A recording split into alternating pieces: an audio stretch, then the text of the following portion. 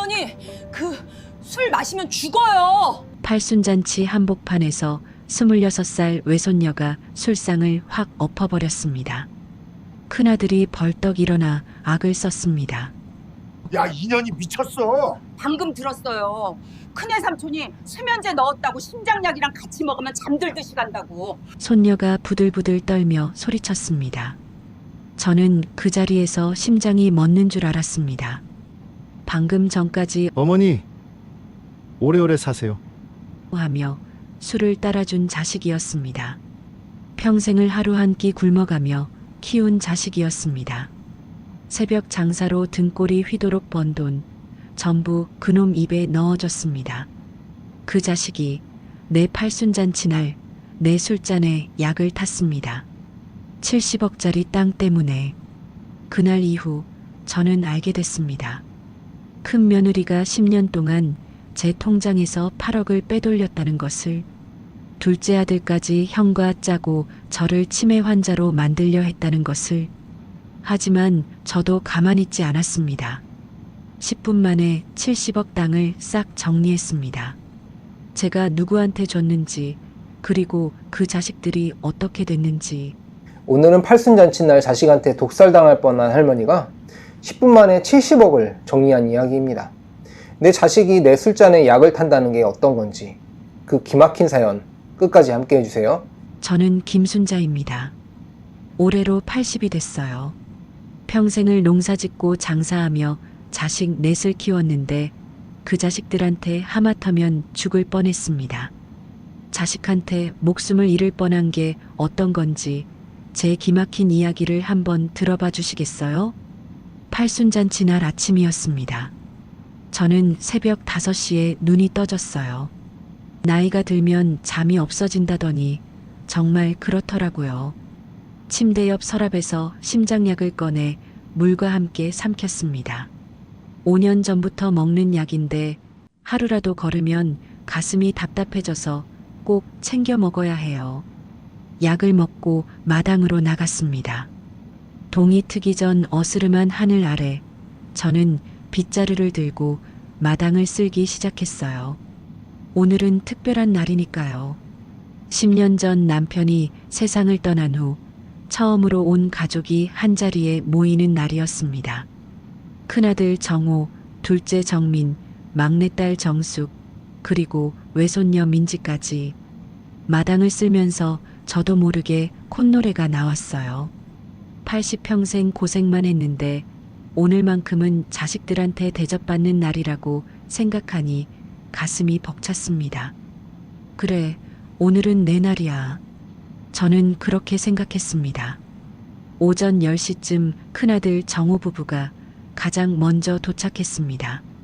정호가 큰 케이크 상자를 들고 대문을 들어서며 활짝 웃었어요. 어머니, 생신 축하드려요. 오래오래 사세요. 큰 며느리 미경이가 그 뒤를 따라오며 고급스러운 포장의 술병을 내밀었습니다. 어머니, 이건 제가 직접 담근 약술이에요. 몸에 좋은 약재를 넣어서 정성껏 만들었어요. 오늘 꼭 드셔야 해요. 미경이의 목소리가 유난히 달콤했습니다. 평소에 저한테 그렇게 다정하게 군 적이 없는 며느리였거든요. 그런데 오늘따라 왜 이렇게 상냥한가 싶으면서도 그냥 잔칫날이라 그런가 보다 생각했어요. 저는 술병을 받아들며 고맙다고 했습니다. 그래, 수고했다. 안 그래도 요즘 몸이 여기저기 안 좋은데 약술 먹으면 좀 낫겠지. 미경이가 눈을 반달처럼 휘며 웃었습니다. 그럼요, 어머니. 오늘 꼭 드셔야 해요. 제가 직접 따라 드릴게요. 곧이어 둘째 아들 정민이가 도착했어요. 정민이는 형 뒤에 서서 어색하게 인사를 건넸습니다. 어머니, 생신 축하해요. 정민이는 원래 말수가 적은 아이였어요. 어릴 때부터 형 그늘에 가려서 늘 조용히 지냈죠. 공무원이 돼서 안정적으로 산다고 해서 그나마 마음이 놓였는데 오늘따라 표정이 어두워 보였습니다. 저는 대수롭지 않게 넘겼어요. 막내딸 정숙이는 지방에서 새벽 버스를 타고 올라왔습니다. 정수기가 땀에 젖은 얼굴로 대문을 들어서며 헐떡였어요. 엄마, 늦어서 미안해요. 버스가 밀렸어. 정수기는 늘 그랬습니다. 오빠들처럼 넉넉하지 않아서 늘 구석에서 조용히 일을 도왔어요. 20년 전 남편한테 버림받고 혼자 식당을 운영하면서 힘들게 살았는데 그래도 이렇게 달려와 주니 고맙더라고요. 저는 정숙이 손을 잡으며 말했습니다. 괜찮아, 와줘서 고맙다. 정숙이는 인사도 제대로 못하고 바로 부엌으로 들어가 잔치 준비를 도왔습니다. 잔치상이 차려지고 마을 사람들도 하나둘 모여들었습니다. 오랜만에 집이 북적북적했어요. 저는 상 위에 앉아 손님들 인사를 받으며 이게 바로 팔순의 기쁨이구나 싶었습니다. 그런데 외손녀 민지만 안 보였어요. 민지는 서울대학병원 응급실에서 간호사로 일하는데 야간 근무 때문에 늦는다고 했거든요. 저는 민지가 보고 싶었습니다. 민지는 제가 직접 키운 아이예요.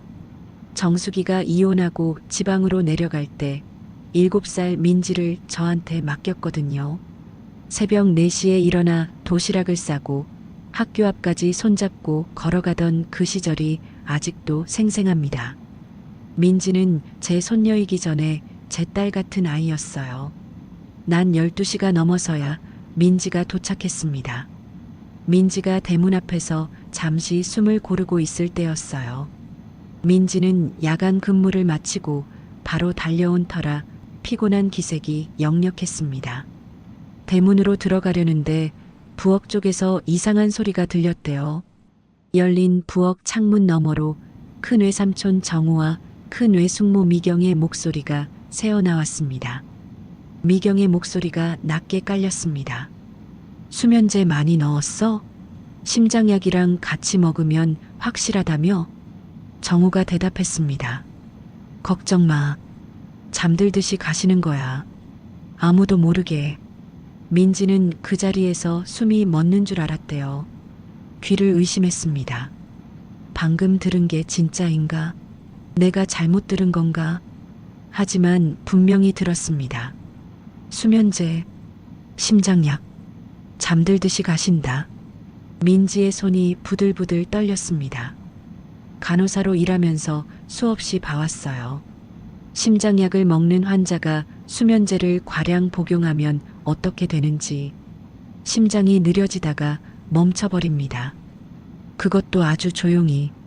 민지는 다리에 힘이 풀렸지만 이를 악물고 잔치상 쪽으로 걸어갔습니다.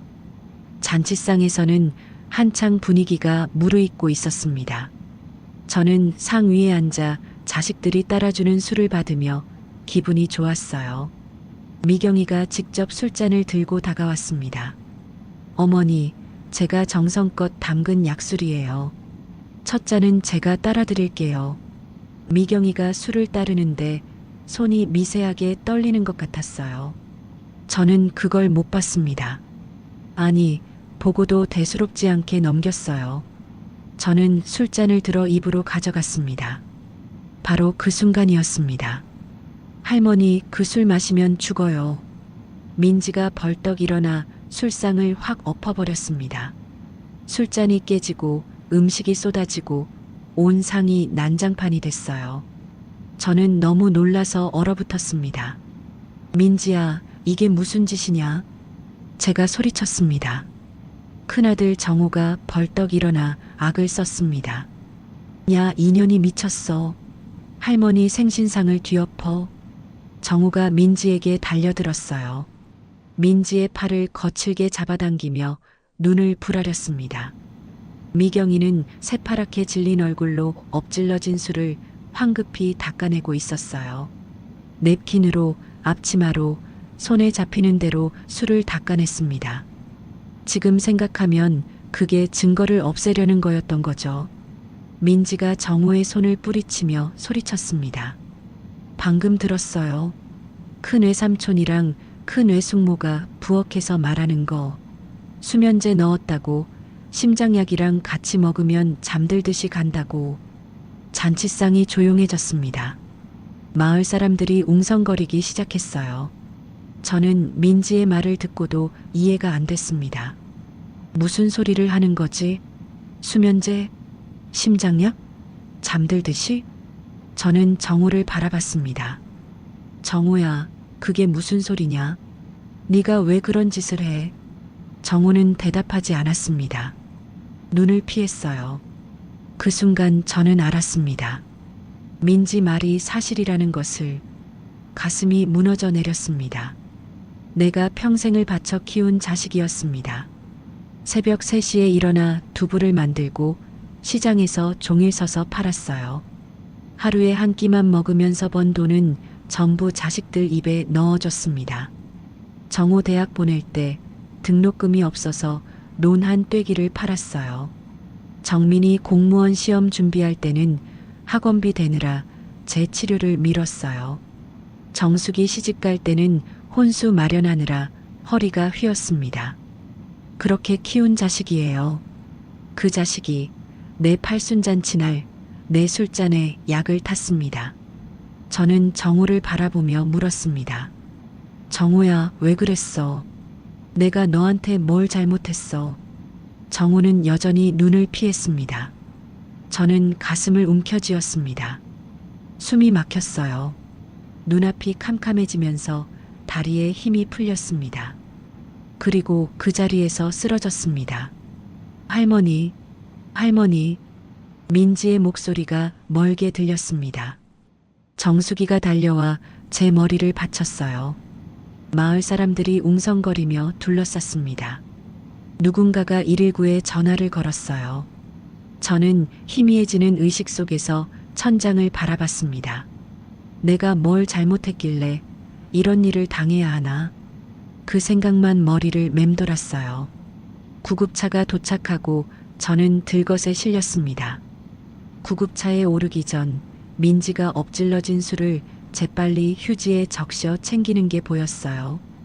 증거를 남기려는 거였죠. 정우와 미경이는 서로 불안한 눈빛을 교환하며 구급차를 따라왔습니다. 저는 구급차 천장을 바라보며 눈을 감았습니다. 80평생 이렇게 비참한 날은 처음이었습니다. 눈을 떴을 때 하얀 천장이 보였습니다. 어디지? 여기가 어디지? 고개를 돌리니 링거가 달려 있었어요. 병원이었습니다. 응급실 침대에 누워 있었어요. 할머니, 정신 드세요? 민지의 얼굴이 보였습니다. 눈이 퉁퉁 부어 있었어요. 밤새 울었나 봅니다. 저는 입술을 달싹였습니다. 민지야, 내가 왜 여기 있어? 민지가 제 손을 꼭 잡았습니다. 할머니, 기억 안 나세요? 잔칫날 쓰러지셨잖아요. 그제야 기억이 밀려왔습니다. 술상, 민지의 비명, 깨진 술잔, 정우의 눈을 피하던 얼굴, 가슴이 다시 아파왔어요. 의사가 회진을 왔습니다. 중년의 남자 의사가 차트를 보며 말했어요. 어르신, 심장이 많이 약해지셨습니다. 큰 충격을 받으셔서 심장에 무리가 갔어요. 당분간 절대 안정이 필요합니다. 저는 멍하니 의사를 바라봤습니다. 내가 많이 안 좋은 거예요? 의사가 안경을 고쳤으며 대답했습니다. 솔직히 말씀드리면 조금만 늦었어도 큰일 날 뻔했습니다. 보호자분이 빨리 대처하셔서 다행이에요. 의사가 나간 뒤 민지가 조심스럽게 말했습니다. 할머니, 그 술, 검사 맡겼어요. 저는 민지를 바라봤습니다. 검사? 네. 제가 그날 엎질러진 술을 휴지에 적셔서 가져왔어요. 병원 검사실에 맡겼는데 민지가 말을 끊었습니다. 눈에 눈물이 고였어요. 할머니, 고용량 수면제가 나왔어요. 할머니 심장약이랑 같이 드셨으면 진짜 돌아가셨을 거예요. 저는 한동안 아무 말도 못했습니다. 내 아들이 진짜로 나를 죽이려 했구나. 그 사실이 머리로는 이해가 됐지만 가슴으로는 받아들여지지 않았어요. 저는 천장을 바라보며 옛날 생각을 했습니다. 정우가 태어나던 날이 떠올랐어요. 그때 저는 23살이었습니다. 시골 단칸방에서 산파 도움도 없이 혼자 아이를 낳았어요. 남편은 돈 벌러 나가고 없었거든요. 밤새 진통을 하다가 새벽녘에 정우가 태어났습니다. 쭈글쭈글한 얼굴로 울던 그 아이를 안았을 때 저는 세상을 다 가진 기분이었어요. 이 아이만큼은 굶기지 말아야지. 이 아이만큼은 고생시키지 말아야지. 그렇게 다짐했습니다. 그 다짐을 지키려고 얼마나 고생했는지 몰라요. 새벽 3시에 일어나서 두부를 만들었습니다. 새벽 5시에 시장으로 가서 좌판을 폈어요. 종일 서서 두부를 팔고 저녁에는 남의 집 일을 도왔습니다. 하루에 한 끼만 먹는 날이 수두룩했어요. 배가 고파서 쓰러질 것 같으면 물을 벌컥벌컥 마셨습니다. 물로 배를 채우고 또 일했어요.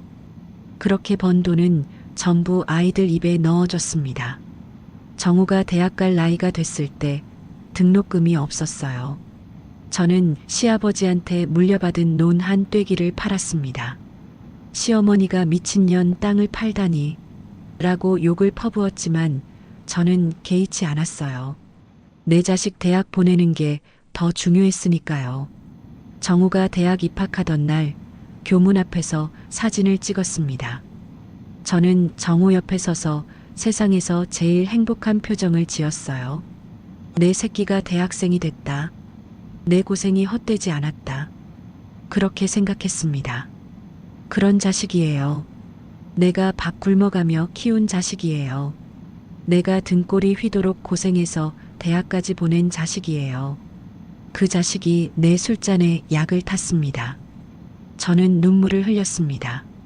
소리 없이 주룩주룩 눈물이 흘러내렸어요. 민지가 제 손을 잡고 같이 울었습니다. 할머니, 울지 마세요. 제가 있잖아요. 제가 할머니 지킬게요. 민지의 말이 고마웠습니다. 하지만 가슴의 구멍은 메워지지 않았어요. 다음 날 병문안이라며 정우가 왔습니다. 병실 문을 열고 들어오는 정우의 얼굴을 보는 순간 저는 몸이 굳었습니다.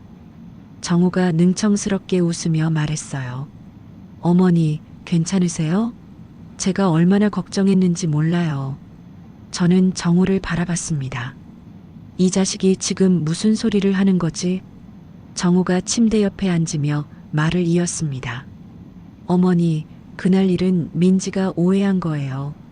제가 왜 그런 짓을 하겠어요? 말도 안 되잖아요. 저는 대답하지 않았습니다. 정우가 제 손을 잡으려 했어요. 저는 손을 확 빼버렸습니다. 정우의 표정이 굳어졌습니다. 그때 미경이가 병실로 들어왔습니다. 미경이는 과일 바구니를 들고 와서 탁자 위에 내려놓으며 말했어요. 어머니, 안색이 많이 안 좋으시네요. 약을 바꿔야 하는 거 아니에요? 요즘 헛것을 보시는 것 같아요. 저는 미경이를 바라봤습니다. 뭐라고? 미경이가 한숨을 쉬며 말했어요. 그날 그게 뭐예요? 민지가 갑자기 소리를 지르고 술상을 엎어버리고 어머니도 거기 휩쓸려서 쓰러지시고 그게 다 약 때문 아닐까요? 어머니 연세가 연세이시니 미경이가 말끝을 흐렸습니다. 저는 미경이가 무슨 말을 하려는지 알았습니다. 시어머니가 정신이 오락가락한다. 저를 미친 노인네 취급하려는 거였어요. 저는 차갑게 말했습니다. 미경아, 내 정신이 오락가락하는 게 아니야. 검사 결과도 나왔어. 그 술에 수면제가 들어있었어. 미경이의 얼굴이 순간 굳어졌습니다. 검사요? 그래, 검사. 민지가 그날 술을 가져가서 검사 맡겼어. 고용량 수면제가 나왔어. 병실 안이 조용해졌습니다. 정우와 미경이 서로 눈빛을 교환했어요. 미경이가 황급히 말을 돌렸습니다. 그건 분명히 오해가 있을 거예요. 저희가 왜 그런 짓을 하겠어요, 어머니. 저는 대답하지 않았습니다. 정우가 억지 웃음을 지으며 일어났습니다. 어머니, 일단 푹 쉬세요. 저희 또 올게요. 두 사람이 허둥지둥 병실을 나갔습니다. 문이 닫히고 저는 한숨을 내쉬었습니다. 막내딸 정숙이만 병실을 지켰습니다. 정숙이는 잔칫날부터 계속 제 곁에 있었어요. 밤새 쪽잠을 자면서 저를 돌봤습니다. 정숙이가 조심스럽게 물었어요. 엄마 많이 속상하지? 저는 정숙이를 바라봤습니다. 이 아이도 내가 키운 자식이에요. 하지만 정숙이는 오빠들과 달랐습니다. 늘 구석에서 조용히 살았어요. 재산 달라는 소리 한 번 안 했습니다. 20년 전 남편한테 버림받고 어린 딸을 저한테 맡기고 혼자 지방에 내려가 식당을 차렸어요. 그 고생을 하면서도 불평 한 번 안 했습니다. 저는 정숙이 손을 잡았습니다. 정숙아, 그래도 너 하나는 내 자식이구나. 정숙이 눈에 눈물이 고였습니다. 엄마, 미안해. 내가 더 자주 올걸. 내가 곁에 있었으면 이런 일이 없었을 텐데. 저는 정숙이 등을 토닥였습니다. 내 잘못 아니야. 내 잘못 아니야. 사흘이 지났습니다.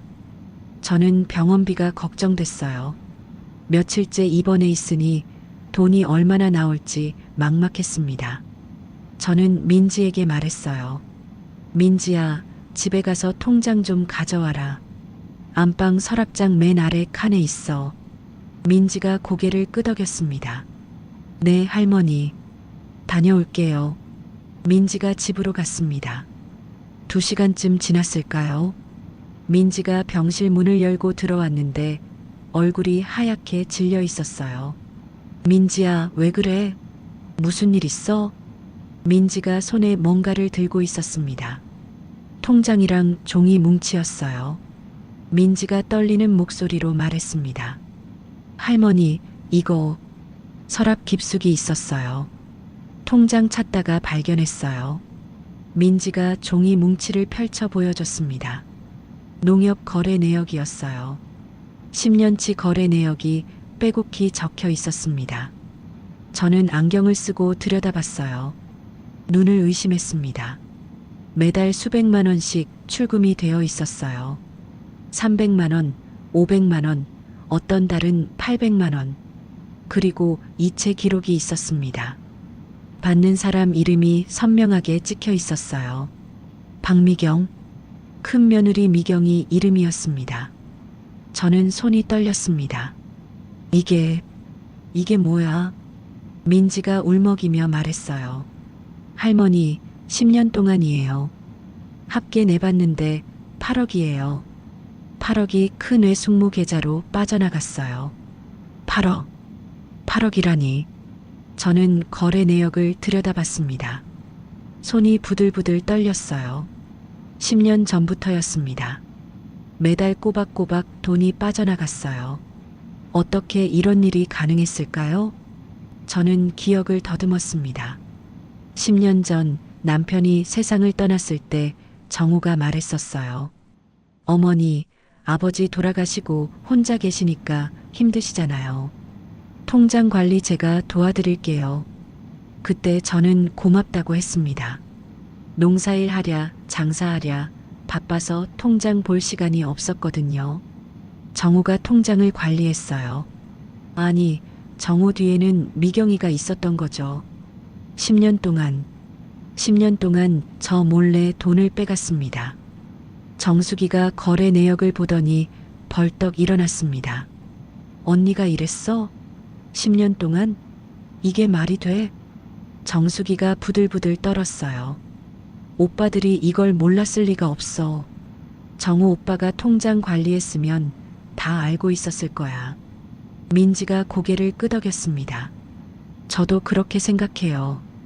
큰 외삼촌이랑 큰 외숙모가 같이 짠 거예요. 저는 아무 말도 못했습니다. 목이 막혔어요. 숨을 쉴 수가 없었습니다. 2번이었어요.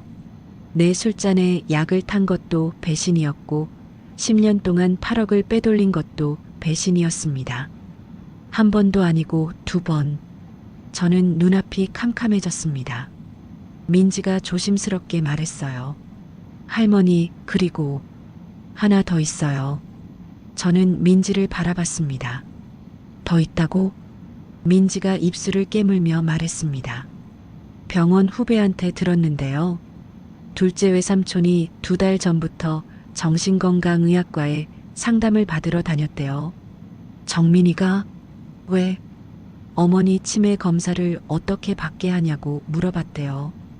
보호자가 강제로 치매 검사를 시킬 수 있냐고. 저는 멍해졌습니다. 정민이가, 그 조용하던 둘째가. 정수기가 소리쳤어요. 정민 오빠도 한패였어? 오빠들이 엄마를 치매 환자로 만들려고 한 거야? 민지가 고개를 끄덕였습니다.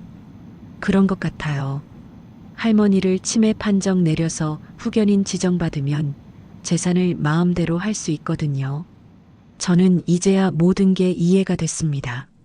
정우와 미경이 나를 죽이려 한 건 재산 때문이었어요.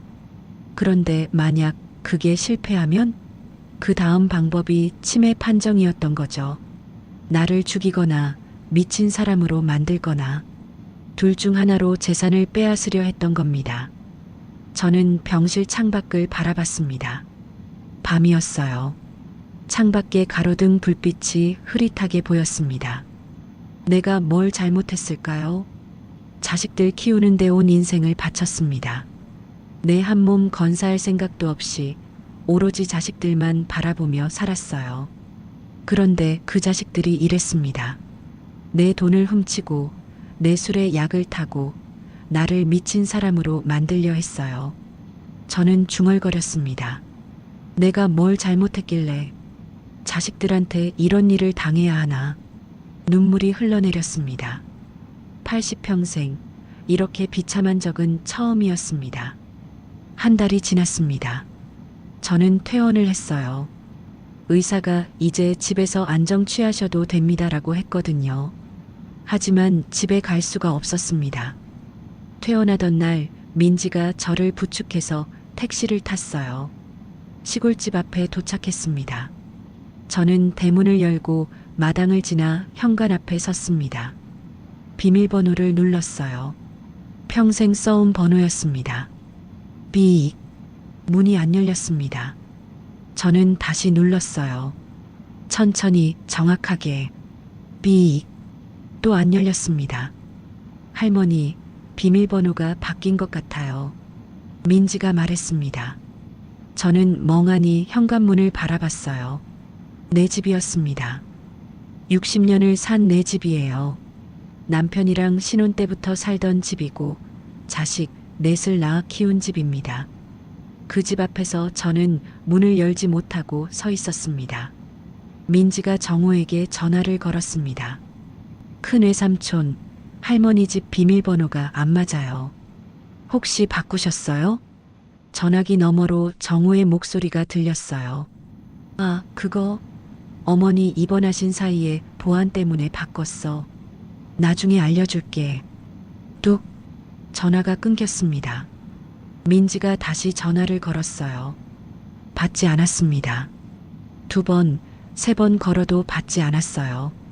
저는 내 집 앞에 서서 웃음이 나왔습니다. 기가 막혀서 나오는 웃음이었어요. 이것들이 진짜. 말을 잇지 못했습니다. 저는 현관 앞 계단에 주저앉았습니다. 다리에 힘이 없었어요. 한 달을 병원에 누워 있었으니까요. 민지가 걱정스러운 얼굴로 물었습니다. 할머니, 어떡해요? 어디 가실 데 있어요? 저는 고개를 저었습니다. 갈 데가 없었어요. 큰아들 집? 나를 죽이려 한 놈의 집에 어떻게 가요? 둘째 집? 그놈도 한패였습니다. 막내딸 정수기는 지방에서 식당을 하고 당장 올라올 수도 없었어요. 저는 내 집 앞에서 갈 곳이 없었습니다. 그때 누군가 말을 걸었습니다. 순자야? 순자 맞지? 고개를 들어보니 박춘배 이장님이었어요. 춘배 이장님은 저랑 60년 지기 친구입니다. 어릴 때부터 한 마을에서 자랐어요. 서로 시집가고 장가가서 자식 키우고 손주 보고 그렇게 평생을 같이 늙었습니다. 춘배 이장님이 저를 보더니 깜짝 놀랐어요. 야, 너 왜 여기 앉아 있어? 얼굴이 왜 이래? 반쪽이 됐구나. 저는 대답을 못했습니다. 춘배 이장님이 제 팔을 잡아 일으켰어요. 일단 우리 집으로 가자. 여기서 이러고 있으면 안 돼. 춘배 이장님 집에 도착했습니다. 이장님 댁 마누라 분이 따뜻한 밥을 차려줬어요. 된장찌개에 나물 반찬, 소박한 밥상이었습니다. 저는 밥을 한 숟갈 뜨다가 눈물이 났어요. 한 달 만에 먹는 집밥이었습니다. 병원에서 먹던 밥은 맛이 없었거든요. 춘배 이장님이 물었어요. 순자야, 도대체 무슨 일이야? 잔칫날 쓰러졌다는 소리는 들었는데 그 뒤로 통 소식이 없더라. 저는 숟가락을 내려놓았습니다. 그리고 그동안 있었던 일을 다 털어놓았어요. 정우가 내 술에 수면제를 탄 것, 미경이가 10년 동안 8억을 빼돌린 것, 정민이까지 나를 치매 환자로 만들려 한 것, 그리고 오늘 내 집에 들어가지도 못한 것, 다 말하고 나니 목이 막혔습니다. 춘배 이장님이 밥상을 탁 쳤어요. 이 천하의 못된 놈들, 제 애미한테 약을 타? 짐승도 안 그래. 이장님 마누라도 혀를 찼습니다. 세상에 어떻게 그런 일이. 순자 언니 평생 고생한 거 내가 다 아는데. 저는 고개를 숙였습니다. 부끄러웠어요. 내 자식들이 이런 짓을 했다는 게 부끄러웠습니다. 춘배 이장님이 한숨을 쉬며 말했어요. 순자야, 가만히 당하고만 있으면 안 돼. 법적으로 대응해야 해. 저는 고개를 저었습니다. 법이요? 나는 그런 거 몰라요. 변호사 부를 돈도 없고. 춘배 이장님이 뭔가 생각하는 표정을 지었어요. 잠시 후 이장님이 무릎을 탁 쳤습니다. 순자야, 나 생각난 사람이 있어. 저는 이장님을 바라봤습니다. 3년 전에 우리 마을에서 무료 법률 상담회 했잖아. 그때 온 변호사가 있었어. 저는 기억이 가물가물했어요. 3년 전이면 남편 3년상 치르느라 정신없을 때였거든요. 춘배 이장님이 말을 이었습니다. 그 변호사가 상담 끝나고 나한테 그러더라고. 어릴 때 이 마을에서 밥을 얻어먹은 적이 있다고. 전쟁 끝나고 굶어 죽을 뻔했는데 어떤 아주머니가 밥을 나눠줘서 살았다고. 저는 가슴이 뜨끔했습니다. 그게 누구 얘기예요? 춘배 이장님이 저를 똑바로 쳐다봤어요. 순자야, 혹시 너 전쟁 끝나고 고아한테 밥 준 적 있어? 그 순간 60년 전 기억이 떠올랐습니다. 1953년이었어요. 전쟁이 끝난 직후였습니다. 저는 그때 20살이었어요. 시집 온 지 얼마 안 됐을 때였습니다.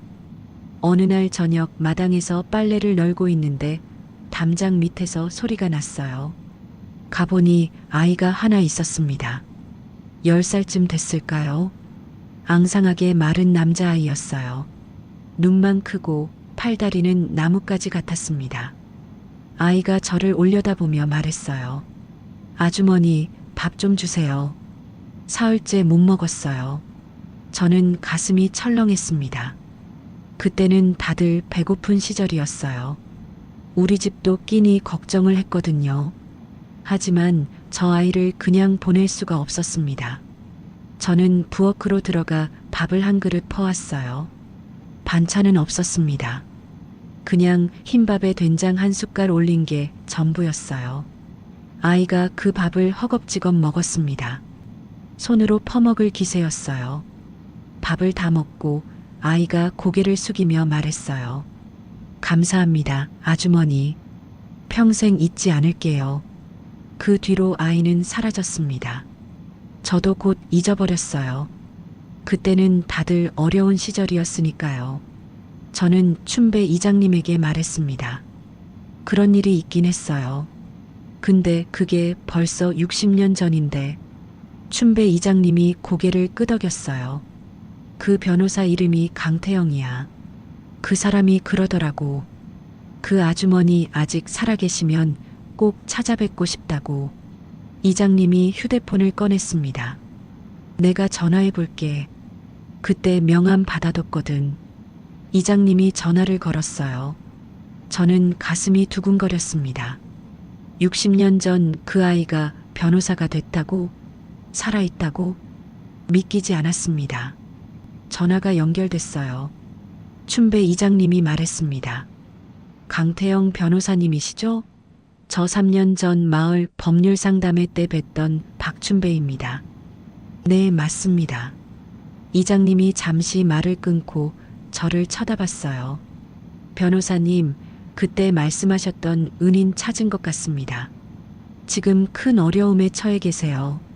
전화기 너머로 남자 목소리가 들렸습니다. 또렷하고 다급한 목소리였어요. 진짜요? 그 할머니 찾으셨어요? 지금 어디 계세요? 제가 바로 가겠습니다. 저는 전화기를 멍하니 바라봤습니다. 60년 전 그 아이가 살아 있었습니다. 굶어 죽을 뻔하던 고아가 변호사가 되어 있었어요. 그리고 지금 저를 찾아온다고 했습니다. 저는 눈물이 났어요. 세상이 원망스러웠던 마음이 조금 누그러졌습니다. 내 자식들한테는 버림받았지만 60년 전 밥 한 그릇 준 인연이 저를 찾아오고 있었습니다.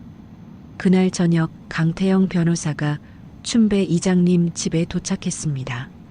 대문이 열리고 흰머리가 섞인 듬직한 남자가 들어왔어요. 저는 그 사람을 바라봤습니다. 60년 전 앙상하게 마른 10살배기 아이. 그 아이가 60이 넘은 어른이 되어 제 앞에 서 있었습니다.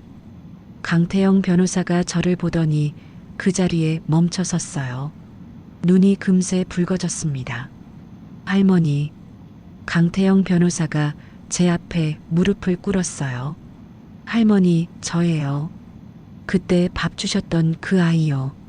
저 살았어요. 할머니 덕분에. 저는 강태영 변호사의 얼굴을 들여다봤습니다. 60년이라는 세월이 흘렀지만 그 눈은 그때 그 아이 눈이었어요. 크고 또렷한 눈, 간절하게 빛나던 그 눈. 저는 강태영 변호사의 얼굴을 어루만졌습니다. 네가 그 아이였어? 이렇게 컸구나. 이렇게 멋지게 컸구나. 강태영 변호사가 제 손을 꼭 잡았어요. 눈물이 뚝뚝 떨어졌습니다. 할머니, 그때 그 밥 한 그릇 아니었으면 저는 굶어 죽었어요. 60년을 찾아 헤맸습니다. 이제야 찾았어요. 저도 눈물이 났어요. 펑펑 울었습니다. 내 자식들한테 버림받은 이 팔순에 60년 전 밥 한 그릇 준 아이가 저를 찾아왔습니다. 한편 그 시각 정훈의 집에서는 다른 일이 벌어지고 있었습니다. 정우가 정민을 불러 앉혀놓고 말했어요. 야, 정민아. 어머니 빨리 치매 판정 받게 해야 돼. 안 그러면 우리 큰일 나. 정민이 불안한 표정으로 물었습니다. 형, 근데 어머니 진짜 치매 아니잖아. 어떻게 판정을 받아? 정우가 눈을 가늘게 떴어요. 내가 사람 알아봤어. 돈 주면 진단서 써주는 의사가 있대. 500만 원이면 된대. 미경이가 옆에서 거들었습니다. 여보, 빨리 해요. 어머니가 법적으로 움직이기 전에 우리가 먼저 손 써야지. 정우가 고개를 끄덕였어요. 그래, 정민아. 네가 공무원이니까 병원 쪽 인맥 좀 알아봐. 빨리. 정민이 고개를 숙였습니다. 알았어, 형. 악인들은 또 다른 음모를 꾸미고 있었습니다. 강태영 변호사가 제 맞은편에 앉았습니다. 춘배 이장님 댁 거실이었어요. 따뜻한 차가 올라왔습니다. 강태영 변호사가 차를 한 모금 마시더니 입을 열었어요. 할머니, 그동안 무슨 일이 있었는지 다 말씀해 주세요. 제가 반드시 도와드리겠습니다. 저는 처음부터 끝까지 다 이야기했습니다. 팔순잔치 날 정우가 술에 수면제를 탄 것, 민지가 대화를 엿듣고 술상을 엎은 것, 검사 결과 수면제가 나온 것, 미경이가 10년 동안 8억을 빼돌린 것, 정민이까지 나를 치매 환자로 만들려 한 것, 그리고 오늘 내 집에 들어가지도 못한 것. 다 말하고 나니 목이 막혔어요. 강태영 변호사의 얼굴이 점점 굳어졌습니다. 주먹이 부들부들 떨렸어요. 강태영 변호사가 낮은 목소리로 말했습니다. 할머니, 이건 명백한 범죄입니다. 살인미수, 사기, 횡령. 전부 형사처벌 대상이에요. 저는 고개를 저었습니다. 변호사님, 저는 자식들 감옥 보내려는 게 아니에요. 그냥 편하게 살고 싶어요. 강태영 변호사가 제 손을 잡았습니다. 할머니, 그렇게 안 됩니다. 저쪽에서 가만히 있지 않을 거예요. 할머니를 치매 환자로 만들어서 재산을 빼앗으려 할 겁니다. 저는 가슴이 철렁했어요. 그게 가능해요? 네. 성년후견인 제도라는 게 있어요. 치매나 정신질환으로 판단 능력이 없다고 인정되면 법원이 후견인을 지정합니다. 후견인은 재산을 마음대로 관리할 수 있어요. 저는 눈앞이 캄캄해졌습니다.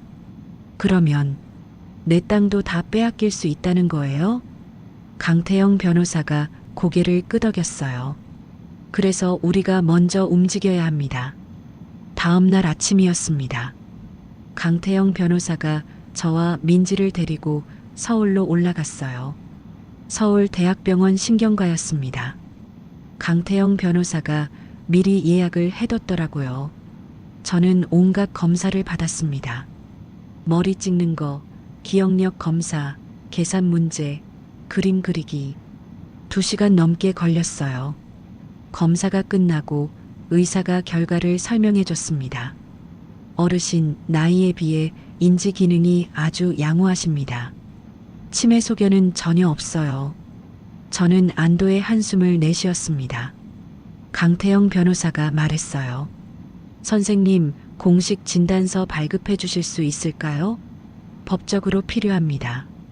의사가 고개를 끄덕였습니다. 네, 발급해 드리겠습니다. 병원을 나오면서 강태영 변호사가 말했어요. 할머니, 이제 저쪽에서 치매라고 주장해도 소용없습니다.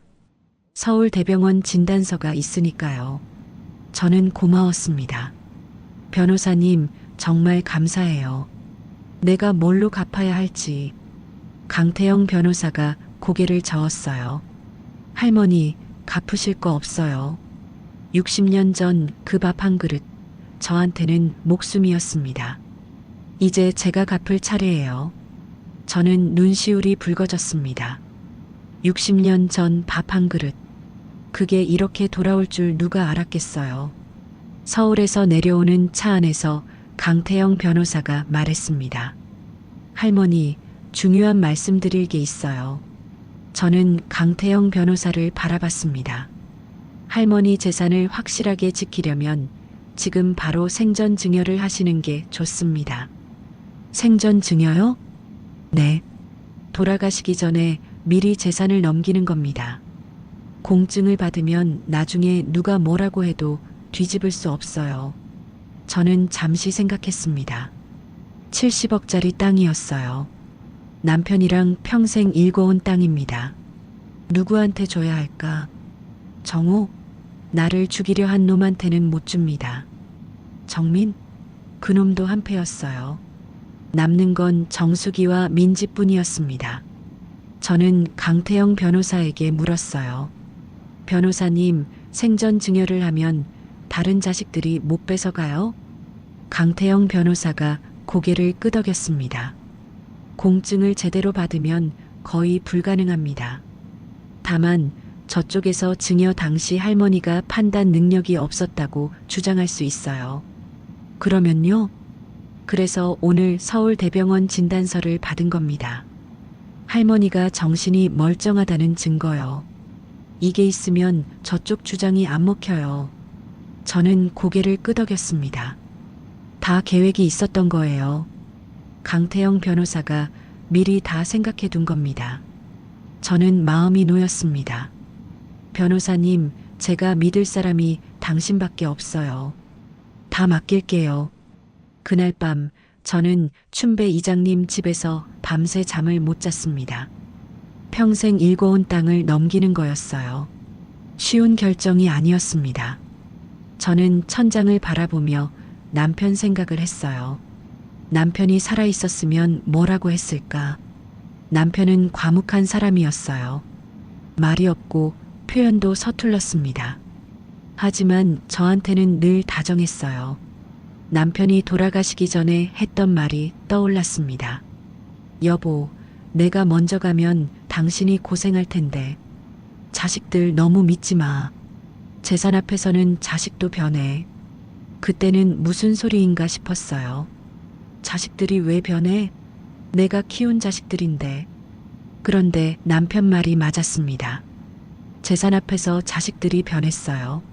아니, 원래 그랬는데 내가 몰랐던 건지도 모르겠습니다.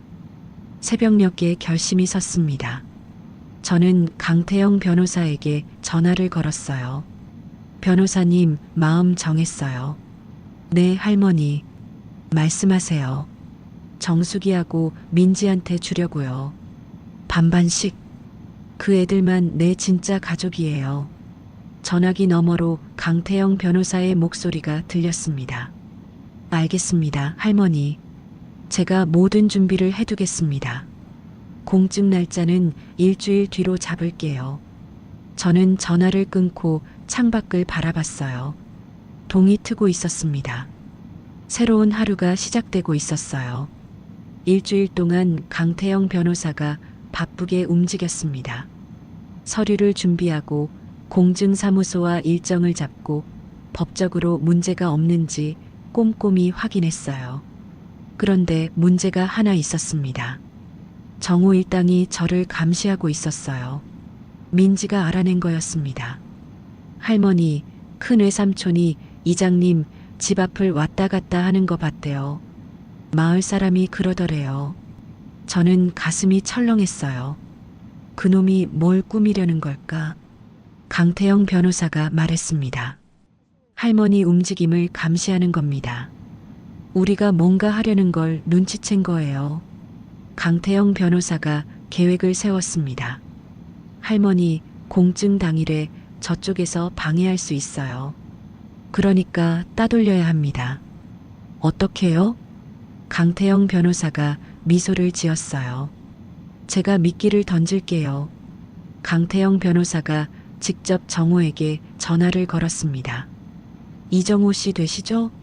저는 강태영 변호사입니다. 어머님 재산 문제로 협의를 하고 싶습니다. 전화기 너머로 정호의 목소리가 들렸어요. 협의요? 무슨 협의요? 어머님께서 재산 분배에 대해 다시 생각하고 계십니다. 자녀분들과 한자리에서 이야기를 나눠보고 싶다고 하셨어요. 다음 주 수요일 오후 2시에 서울 제 사무실로 오시죠.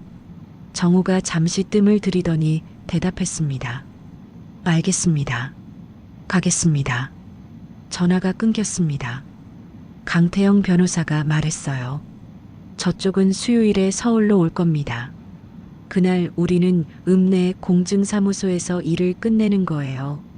저는 감탄했습니다. 변호사님, 머리가 정말 좋으시네요. 강태영 변호사가 웃었어요.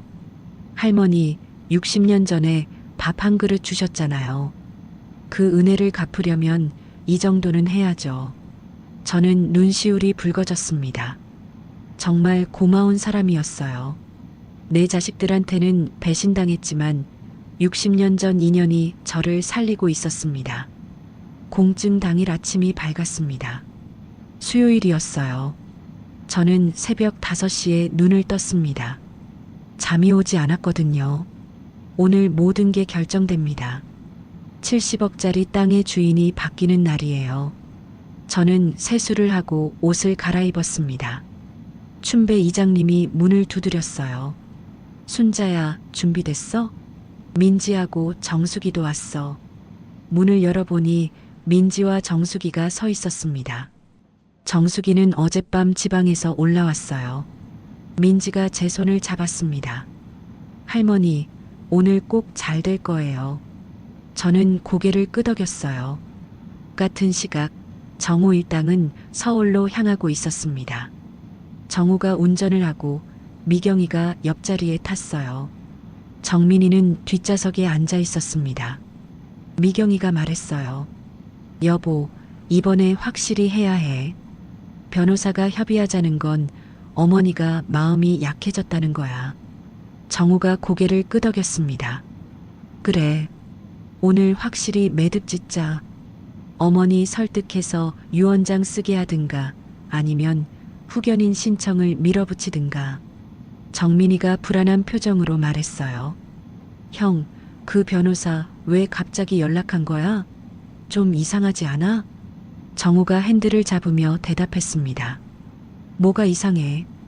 어머니가 드디어 현실을 받아들인 거지. 자식들 없이 어떻게 살겠어? 정우는 자신만만했어요. 자기가 함정에 빠지고 있다는 걸 전혀 몰랐습니다.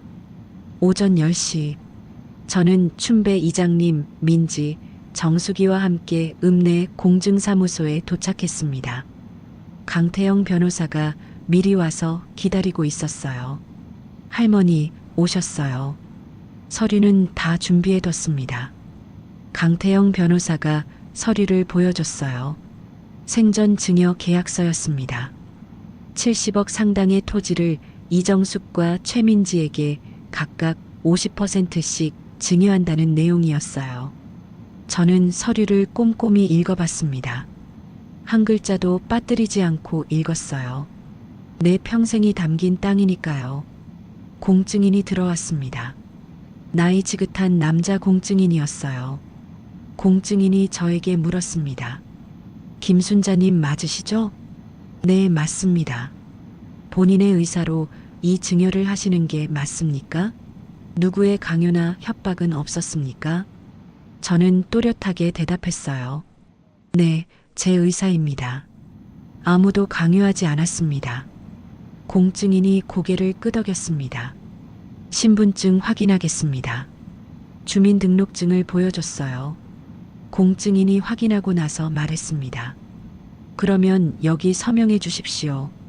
저는 펜을 들었습니다. 손이 떨렸어요. 70년 인생이 담긴 땅이었습니다. 남편이랑 맨손으로 일궈온 땅. 새벽부터 밤까지 허리 휘도록 일해서 모은 땅. 자식들 키우고 교육시키느라 팔지 않고 지켜온 땅. 그 땅을 지금 넘기려는 겁니다. 저는 눈을 감았다 떴어요.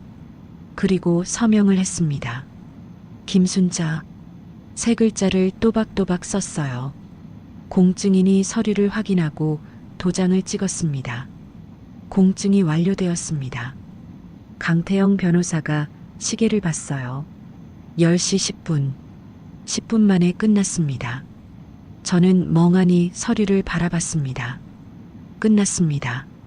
70억짜리 땅이 정수기와 민지 것이 됐어요. 더 이상 정호도 미경도 정민도 손댈 수 없는 땅이 됐습니다. 공증사무소를 나오는데 강태영 변호사의 휴대폰이 울렸어요. 강태영 변호사가 전화를 받더니 웃었습니다. 네, 비서님. 이정호 씨 일행이 사무실 앞에서 기다리고 있다고요? 제가 급한 일이 생겨서 1시간 늦는다고 전해주세요. 전화를 끊고 강태영 변호사가 말했어요. 할머니, 저쪽은 지금 서울에서 기다리고 있습니다. 우리가 여기서 일을 끝낸 줄도 모르고요. 저는 웃음이 나왔어요.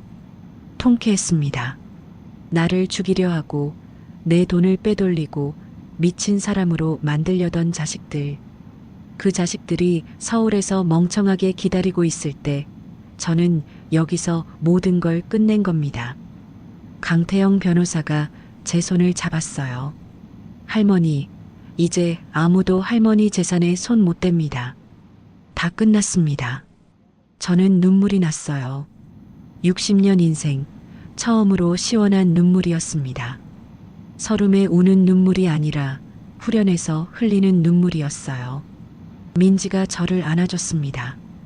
할머니 고생하셨어요. 이제 편하게 사세요. 정숙이도 저를 안았어요. 엄마 고마워요. 우리가 꼭 잘 모실게요.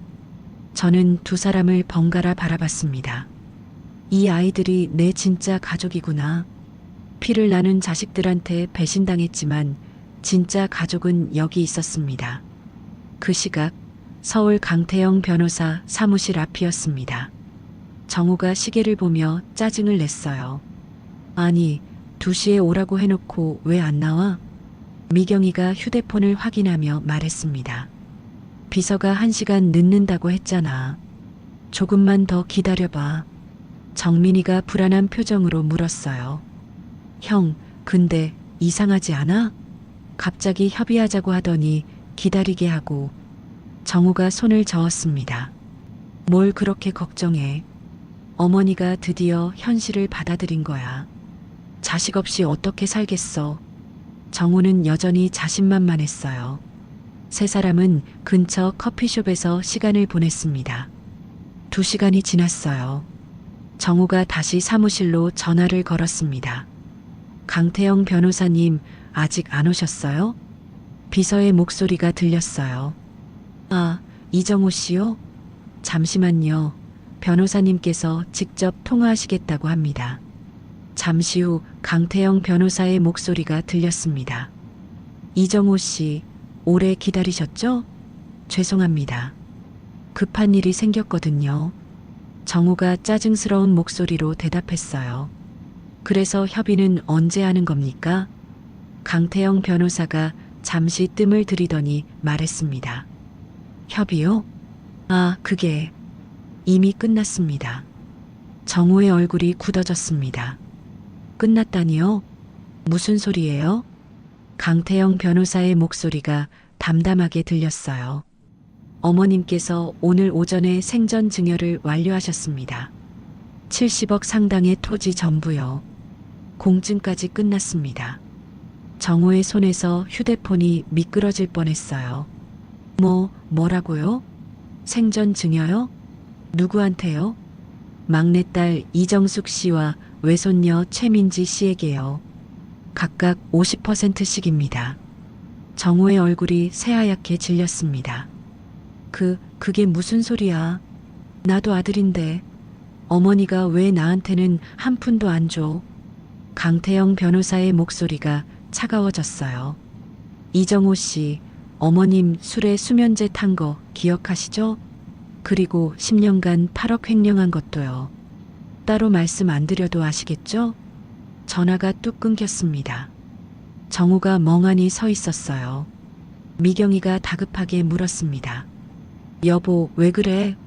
무슨 소리 들었어? 정우가 더듬거리며 말했어요. 어머니가 생전 증여를 했대. 땅 전부를 정숙이하고 민지한테. 미경이의 얼굴이 일그러졌습니다. 70억을 전부? 그 늙은 것이 미쳤어. 정민이가 벌떡 일어났어요. 형, 그러면 우리는 한 푼도 없는 거야? 정우가 고개를 끄덕였습니다. 한 푼도 없어. 미경이가 악을 썼습니다. 말도 안 돼. 공증을 받았으면 어때? 무효 소송하면 되잖아. 어머니가 치매라고 하면 되잖아. 정우가 머리를 감싸쥐었어요. 그 변호사가 서울대병원 진단서가 있다고 했어. 어머니 치매 아니라고. 미경이의 얼굴이 일그러졌습니다. 그건 또 뭐야? 언제 그런 걸 받은 거야? 정민이가 중얼거렸어요. 우리가 당한 거야. 완전히 속은 거라고. 세 사람은 커피숍 한가운데서 멍하니 서 있었습니다. 지나가는 사람들이 힐끔힐끔 쳐다봤어요. 정우가 주먹을 불끈 쥐었습니다. 안 돼. 이대로 물러설 수 없어. 어머니한테 직접 가자. 미경이가 고개를 끄덕였어요. 그래, 가서 따지자. 어떻게 자식들한테 한마디도 없이 이런 짓을 해? 세 사람은 차에 올라탔습니다. 정우가 악셀을 밟았어요. 시골로 향했습니다. 차 안에서 미경이가 이를 갈았어요. 그 늙은 것, 내가 가만 안 둬. 30년을 시어머니 노릇했는데 이런 취급을 받아? 정민이는 아무 말 없이 창밖을 바라봤습니다. 불안한 표정이었어요. 자기니가 뭘 잘못했는지 아직도 모르는 눈치였습니다. 해가 질 무렵 정우 일행이 춘배 이장님 집에 도착했습니다. 정우가 대문을 쾅쾅 두드렸어요. 어머니, 어머니 나와봐요. 대문이 열리고 춘배 이장님이 나왔습니다. 야, 이 시간에 무슨 짓이야? 왜 남의 집에 와서 행패야? 정우가 이장님을 밀치며 안으로 들어갔어요. 우리 어머니 어딨어요? 어머니, 저는 마루에 앉아 있었습니다. 민지와 정숙이가 제 양옆에 있었어요. 강태영 변호사도 함께 있었습니다. 정우가 저를 보더니 달려왔어요. 정우가 제 앞에 서서 악을 썼습니다. 어머니, 이게 무슨 짓이에요? 왜 재산을 다 정숙이한테 줘요? 나도 아들이잖아요. 저는 정우를 올려다봤습니다. 차갑게 말했어요. 너도 아들이라고? 아들이 제 어미 술에 약을 타? 정우의 얼굴이 굳어졌습니다. 그건 오해예요. 민지가 잘못 들은 거라니까요. 저는 고개를 저었어요. 오해가 아니야. 검사 결과도 나왔어. 그 술에 고용량 수면제가 들어있었어. 내 심장약이랑 같이 먹었으면 난 죽었어. 정우가 말문이 막혔습니다. 미경이가 끼어들었어요. 어머니, 제발요. 그동안 제가 뭘 잘못했다고 이래요? 30년을 시어머니 모시고 살았는데 저는 미경이를 바라봤습니다. 30년을 모셨다고? 10년 동안 8억을 빼돌린 게 모시는 거야? 미경이의 얼굴이 새파래졌어요. 그건 저는 가방에서 종이 뭉치를 꺼냈습니다. 농협 거래 내역이었어요. 여기 다 나와 있어. 매달 내 계좌로 돈이 빠져나간 거. 10년간 8억. 이게 뭔지 설명해봐. 미경이가 더듬거렸어요. 그건 어머니 드리려고 모아둔 거예요. 오해예요. 저는 코웃음을 쳤습니다. 모아뒀다고? 그러면서 나한테는 한 번도 안 줬잖아. 그게 모아둔 거야? 빼돌린 거야? 미경이는 대답하지 못했습니다. 정민이가 조심스럽게 입을 열었어요. 어머니, 저는 잘못 없어요. 저는 형이 시켜서 그런 거예요. 저는 정민이를 바라봤습니다. 형이 시켰다고? 그래서 나를 치매 환자로 만들려고 병원에 상담받으러 다닌 거야? 정민이의 얼굴이 굳어졌어요. 그걸 어떻게? 다 알아. 너 2달 전부터 정신건강의학과에서 보호자가 강제로 치매 검사시킬 수 있냐고 물어봤잖아. 정민이는 고개를 숙였습니다. 더 이상 변명할 말이 없었어요. 저는 세 사람을 번갈아 봤습니다. 내가 낳은 자식들이었어요. 젖 먹이고 밥 먹이고 등골이 휘도록 일해서 키운 자식들. 그 자식들이 저를 죽이려 하고 돈을 훔치고 미친 사람으로 만들려 했습니다. 저는 담담하게 말했어요. 나는 너희를 위해 평생을 바쳤어. 새벽 3시에 일어나 두부 만들고 종일 써서 장사하고 저녁에는 남의 집 일 도왔어. 하루에 한 끼만 먹으면서 너희 입에 밥을 넣어줬어. 세 사람은 아무 말도 못했습니다. 정우, 너 대학 보낼 때 룸 팔았어. 정민이, 너 공무원 시험 준비할 때 학원비 대느라 내 치료 미뤘어. 그렇게 키웠어. 저는 목이 메었어요. 근데 너희가 뭘 했어? 아버지 돌아가시고 나서 한 번이라도 날 챙긴 적 있어? 전화 한 통이라도 했어? 명절에 얼굴이나 비쳤어? 정우가 고개를 숙였습니다. 한 건 없으면서 재산만 노렸잖아.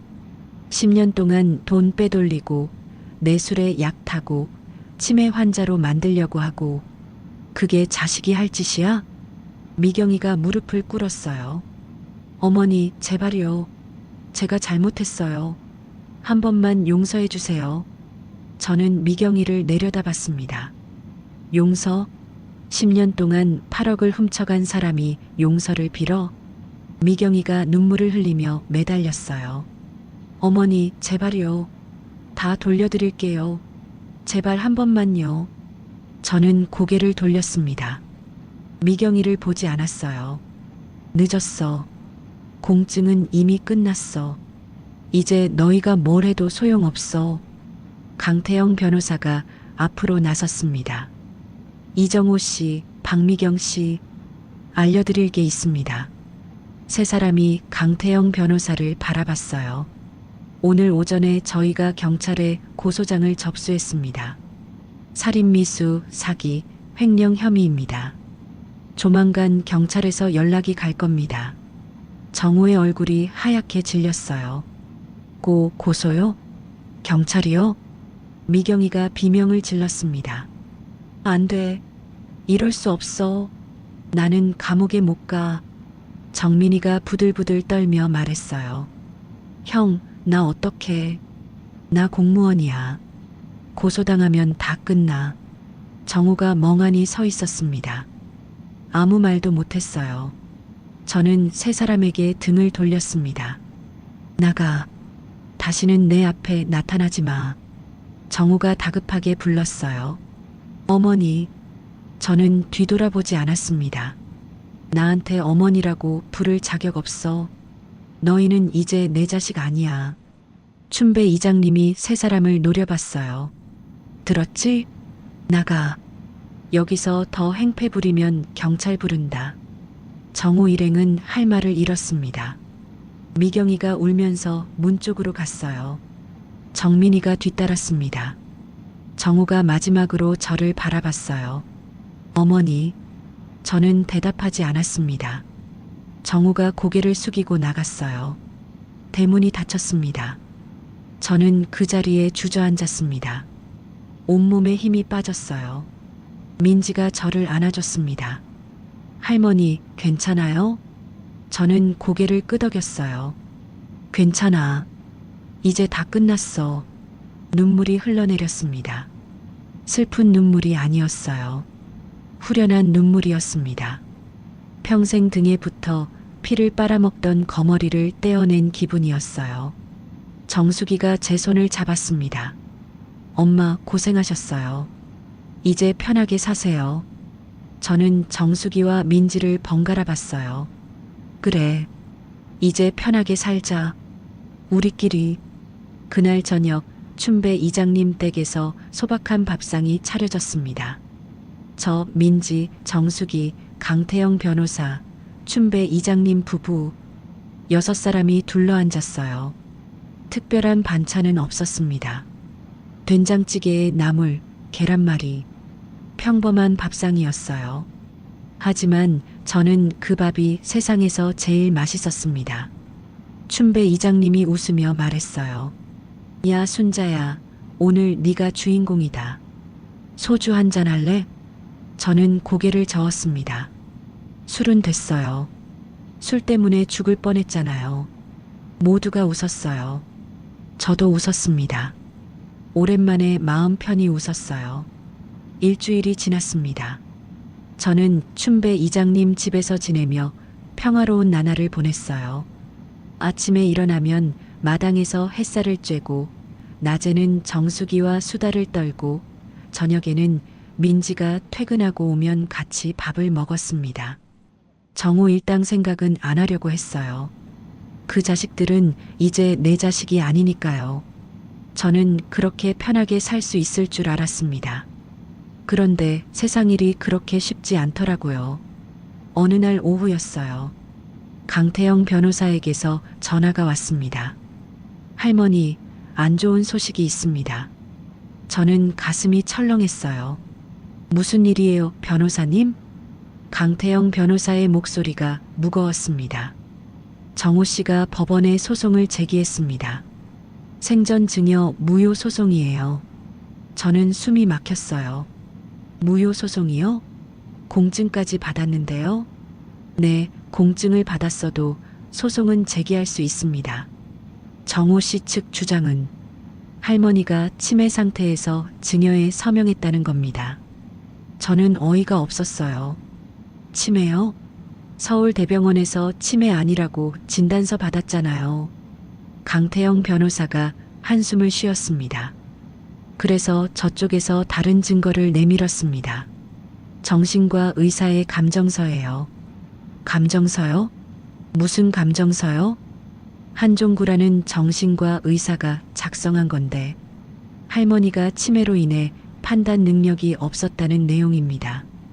저는 눈앞이 캄캄해졌어요. 그 의사가 누군데요? 저는 그런 사람 만난 적도 없는데. 강태영 변호사의 목소리가 낮아졌습니다. 저도 조사해 봤는데요. 그 의사가 5년 전에 의료사고로 면허 정지를 받은 전력이 있더라고요. 아마 정민 씨가 공무원 인맥으로 찾아낸 것 같습니다. 저는 손이 부들부들 떨렸어요. 그러면 그 감정서가 가짜라는 거잖아요. 만나지도 않은 사람이 어떻게 감정을 해요? 강태영 변호사가 말했습니다. 맞습니다. 분명히 허위 감정서예요. 하지만 법원에서는 일단 증거로 받아들였습니다. 재판 과정에서 우리가 반박해야 해요. 저는 머리가 어지러웠어요. 끝난 줄 알았는데 또 시작이었습니다. 강태영 변호사가 말을 이었어요. 할머니, 일단 법원 증거조사 기일이 2주 뒤로 잡혔습니다. 그때 우리가 저쪽 주장을 뒤집어야 합니다. 어떻게요? 제가 방법을 찾아볼게요. 할머니는 너무 걱정 마시고 푹 쉬세요. 전화가 끊겼습니다. 저는 전화기를 내려놓고 한참을 앉아 있었어요. 정수기가 다가왔습니다. 엄마, 무슨 전화였어요? 안색이 안 좋아요. 저는 한숨을 내쉬었어요. 정우 그놈이 소송을 걸었대. 생전 증여 무효 소송이래. 정수기의 얼굴이 굳어졌습니다. 뭐요? 공증까지 받았는데? 가짜 감정서를 만들었대. 내가 치매라고. 정수기가 주먹을 불끈 쥐었어요. 오빠들이 진짜 끝까지 이러는 거야? 저는 고개를 숙였습니다. 지칠 대로 지쳤어요. 80평생 자식들 키우느라 고생했는데 그 자식들한테 이렇게 시달려야 하나 싶었습니다. 설상가상이었어요. 다음 날 민지에게서 전화가 왔습니다. 민지의 목소리가 떨렸어요. 할머니, 저 병원에서 잘렸어요. 저는 귀를 의심했어요. 잘렸다고? 무슨 소리야? 민지가 울먹였습니다. 계약직이라 재계약 거부당했어요. 이유도 안 알려주고 그냥 나가래요. 저는 가슴이 무너졌어요. 그게 무슨 5년이나 다녔는데 왜 갑자기? 민지가 흐느꼈습니다. 후배가 그러는데요. 큰 외삼촌이 병원 이사장이랑 아는 사이래요. 골프 모임 친구라고. 뒤에서 손 쓴 것 같아요. 저는 분노가 치밀었어요. 나한테 한 것도 모자라서 손녀한테까지 손을 대다니. 민지야, 어디야? 할머니가 갈게. 민지가 울면서 대답했어요. 괜찮아요, 할머니. 저 때문에 힘드시면 안 돼요. 뭐가 괜찮아? 우리 민지가 잘린 게 괜찮아. 저는 버럭 소리를 질렀어요. 전화기를 잡은 손이 부들부들 떨렸습니다. 민지가 5년 동안 다닌 병원이었어요.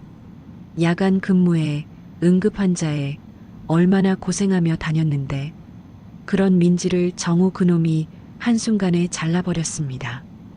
저는 정수기에게 말했어요. 정수가 나 좀 데려다줘. 민지 있는 대로. 정수기가 걱정스러운 표정을 지었어요. 엄마, 몸이 안 좋으신데. 제가 대신 갈게요. 저는 고개를 저었습니다. 아니야. 내가 직접 가야 해. 민지가 얼마나 힘들겠어. 정수기가 저를 부축해서 차에 태웠어요. 서울로 향했습니다. 민지는 병원 근처 카페에 앉아 있었어요. 눈이 퉁퉁 부어 있었습니다.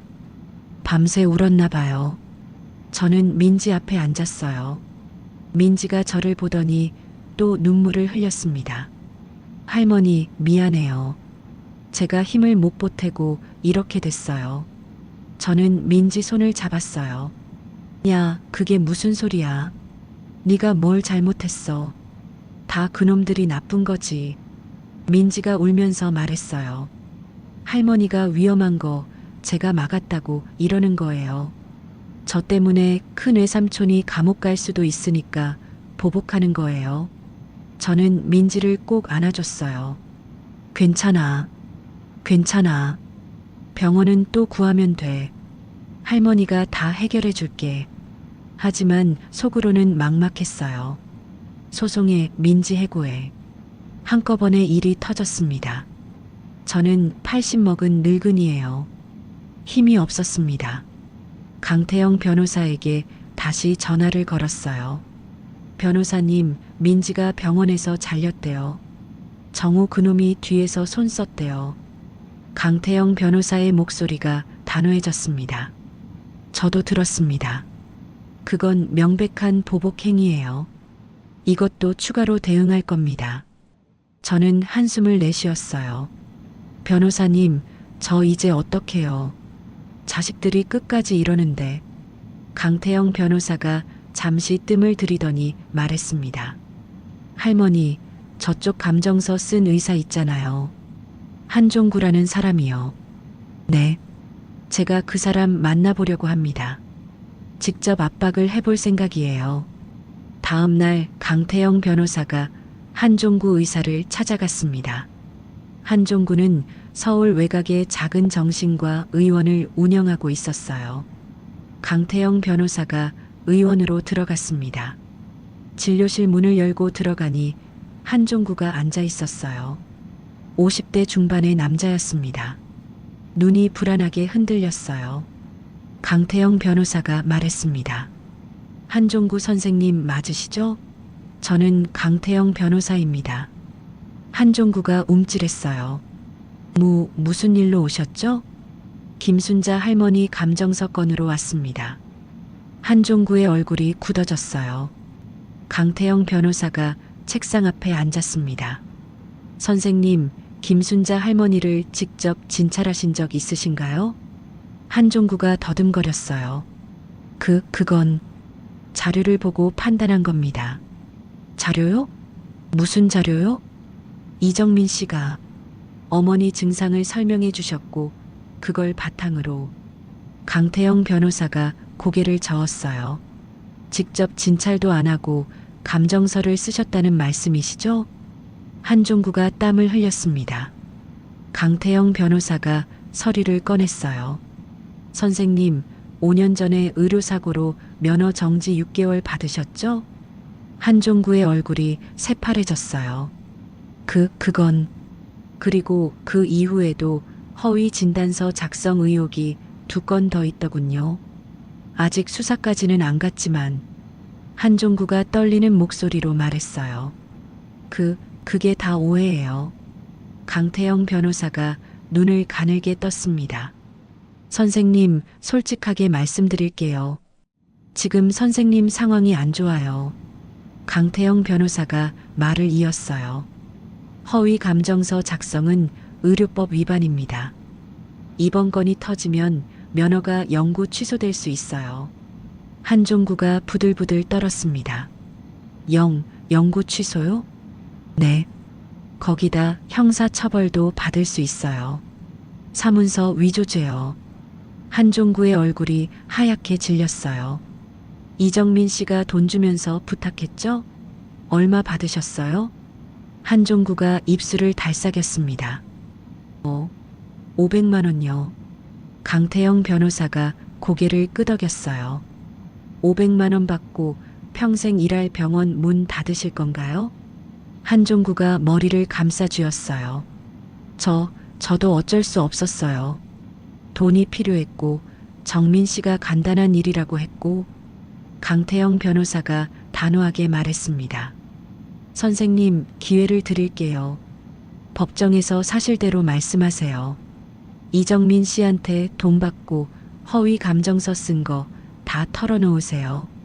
한종구가 고개를 들었어요. 그러면요? 선처를 구해드리겠습니다.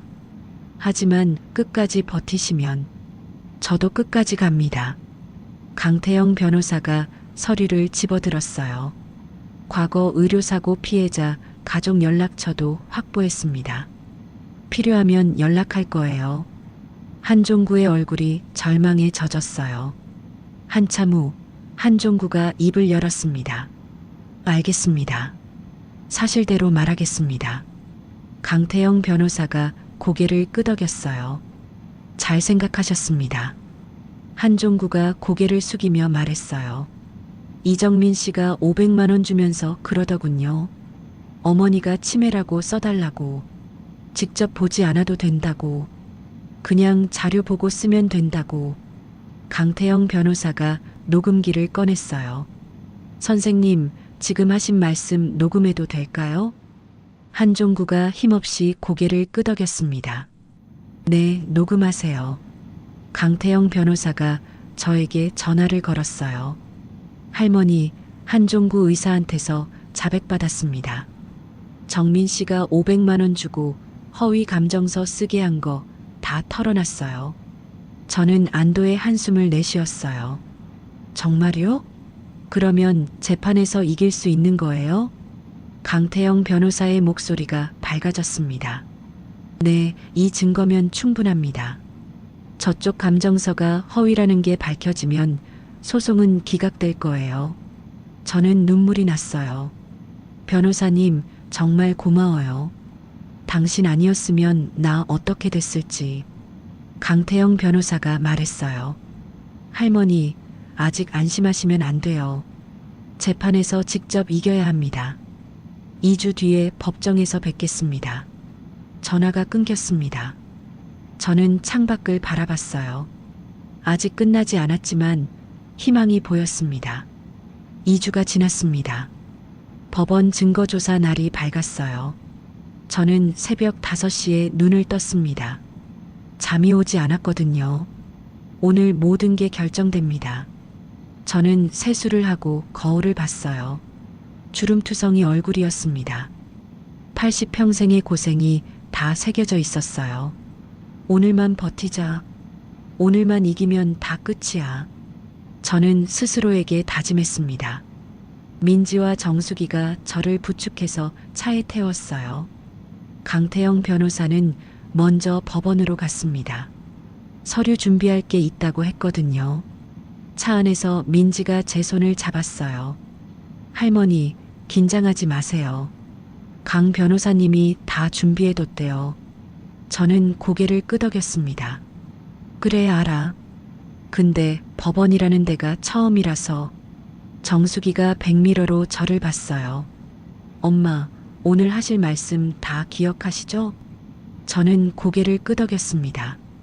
강태영 변호사가 일주일 동안 저한테 예상 질문을 알려줬거든요. 뭘 물어보면 뭐라고 대답하라고. 꼼꼼하게 준비했습니다.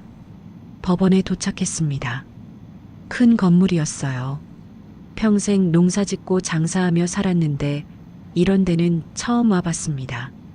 로비에 들어서니 강태영 변호사가 기다리고 있었어요. 할머니, 오셨어요. 컨디션은 어떠세요? 저는 고개를 끄덕였습니다. 괜찮아요. 좀 긴장되긴 하지만. 강태영 변호사가 미소를 지었어요. 걱정 마세요. 할머니는 또렷하게 말씀만 하시면 됩니다. 나머지는 제가 다 할게요. 저는 강태영 변호사를 바라봤습니다. 이 사람이 아니었으면 저는 어떻게 됐을까요? 60년 전 밥 한 그릇이 이렇게 돌아올 줄 누가 알았겠어요. 법정 앞에 도착했습니다. 문 앞에서 저는 멈춰 섰어요. 정우, 미경, 정민이 복도에 서 있었거든요. 정우가 저를 보더니 눈을 피했습니다. 미경은 험악한 표정을 지었어요. 눈이 시뻘겠더라고요.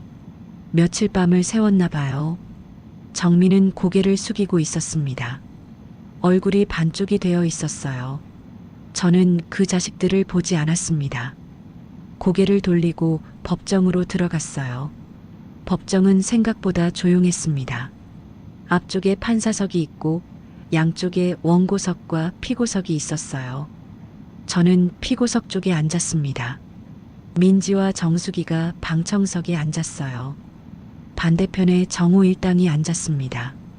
정호 옆에 변호사가 한 명 더 있었어요. 비싼 양복을 입은 사람이었습니다. 강태영 변호사가 속삭였어요. 저쪽 변호사 박준혁이라는 사람입니다. 실력 있는 사람이에요. 방심하면 안 됩니다. 저는 고개를 끄덕였습니다. 판사가 들어왔습니다. 지금부터 증거 조사를 시작하겠습니다. 판사가 서류를 넘기며 말했어요. 원고 측에서 제출한 정신과 감정서가 있습니다. 한종구 의사가 작성한 건데 피고 김순자 씨가 치매로 인해 판단 능력이 없었다는 내용입니다. 정호 측 변호사가 일어났어요. 예, 재판장님. 저희 측 증거가 맞습니다. 김순자 씨는 고령으로 인해 인지 기능이 심각하게 저하된 상태였고 그런 상태에서 이루어진 증여는 무효입니다. 강태영 변호사가 일어났습니다. 재판장님, 저희 측에서 반박 증거가 있습니다. 해당 감정서가 허위라는 증거입니다. 판사가 고개를 끄덕였어요. 증인을 부르겠습니다. 법정 문이 열리고 한종구가 들어왔습니다. 한종구는 얼굴이 창백했어요. 걸음걸이도 불안해 보였습니다. 정호가 한종구를 보더니 눈을 부라렸어요. 미경이 작은 목소리로 중얼거렸습니다. 저 자식이 뭔 짓을 하려는 거야? 한종구가 증인석에 섰어요. 판사가 물었습니다. 증인은 김순자 씨의 정신 상태에 대한 감정서를 작성하셨죠? 한종구가 떨리는 목소리로 대답했어요. 예, 그렇습니다. 강태영 변호사가 앞으로 나섰습니다. 한종구 씨, 김순자 할머니를 직접 진찰하신 적 있으신가요? 한종구가 움찔했어요. 그건 예, 아니오로 대답해 주세요. 한종구가 입술을 달싹였습니다. 아니요. 법정이 술렁였어요. 강태영 변호사가 말을 이었습니다. 직접 진찰도 안 하고 감정서를 쓰셨다는 말씀이시죠? 한종구가 고개를 숙였습니다. 예. 정호 측 변호사가 벌떡 일어났어요. 재판장님, 이에 있습니다. 증인에게 유도 신문을 하고 있습니다. 판사가 손을 들었어요. 피고 측 변호인 계속하세요. 강태영 변호사가 한종구에게 물었습니다. 한종구 씨, 이정민 씨에게서 돈을 받으셨습니까? 한종구가 떨렸어요. 정민이가 방청석에서 벌떡 일어났습니다. 저 자식이 뭔 소리야? 거짓말이야. 판사가 엄하게 말했어요. 원고 측 관계인 정숙하세요. 한 번 더 소란을 피우면 퇴정시키겠습니다. 정민이가 억지로 앉았습니다. 강태영 변호사가 다시 물었어요. 한종구 씨, 대답해 주세요. 이정민 씨에게서 얼마를 받으셨습니까? 한종구가 잠시 망설이다가 입을 열었습니다. 500만 원입니다. 법정이 웅성거렸어요. 정호의 얼굴이 새하얗게 질렸습니다. 미경이 정호를 쳐다봤어요. 여보, 이게 무슨 소리야? 정호가 대답하지 못했습니다. 강태영 변호사가 말을 이었어요. 그러니까 이정민 씨가 500만 원을 주면서 어머니가 치매라는 감정서를 써달라고 부탁한 겁니까? 한종구가 고개를 끄덕였습니다. 예. 직접 보지 않아도 된다고 했습니다. 자료만 보고 쓰면 된다고. 강태영 변호사가 녹음기를 꺼냈어요. 재판장님, 증거로 제출합니다. 한종구 씨의 자백이 담긴 녹음입니다. 정호 측 변호사가 항의했어요. 재판장님, 저 녹음은 불법 녹음입니다. 증거 능력이 없습니다. 강태영 변호사가 말했어요. 상대방 동의하에 녹음한 것입니다. 한종구 씨, 녹음에 동의하셨죠? 한종구가 힘없이 대답했어요. 예, 동의했습니다. 법정이 조용해졌습니다. 판사가 서류를 넘기며 말했어요. 원고 측 제출 감정서가 허위라는 증언이 나왔습니다. 추가로 확인할 게 있습니다. 판사가 저를 바라봤어요. 피고 김순자 씨, 증인석으로 나와주세요. 저는 천천히 일어났습니다. 민지가 걱정스러운 얼굴로 저를 바라봤어요. 저는 고개를 끄덕이며 증인석으로 걸어갔습니다. 판사가 저에게 물었어요. 김순자 씨 성함과 생년월일을 말씀해 주세요. 저는 또렷하게 대답했습니다. 김순자입니다. 1945년 3월 12일생이요. 주소는 어디십니까? 충청남도 홍성군 홍부읍. 저는 주소를 끝까지 말했어요. 판사가 고개를 끄덕였습니다. 현재 건강 상태는 어떠십니까? 심장이 좀 안 좋아서 약을 먹고 있어요. 그 외에는 괜찮습니다. 판사가 서류를 보며 물었어요. 김순자 씨, 올해 5월에 생전 증여를 하셨죠? 예, 그렇습니다. 증여 당시 본인의 의사로 서명하신 게 맞습니까? 저는 똑바로 대답했어요.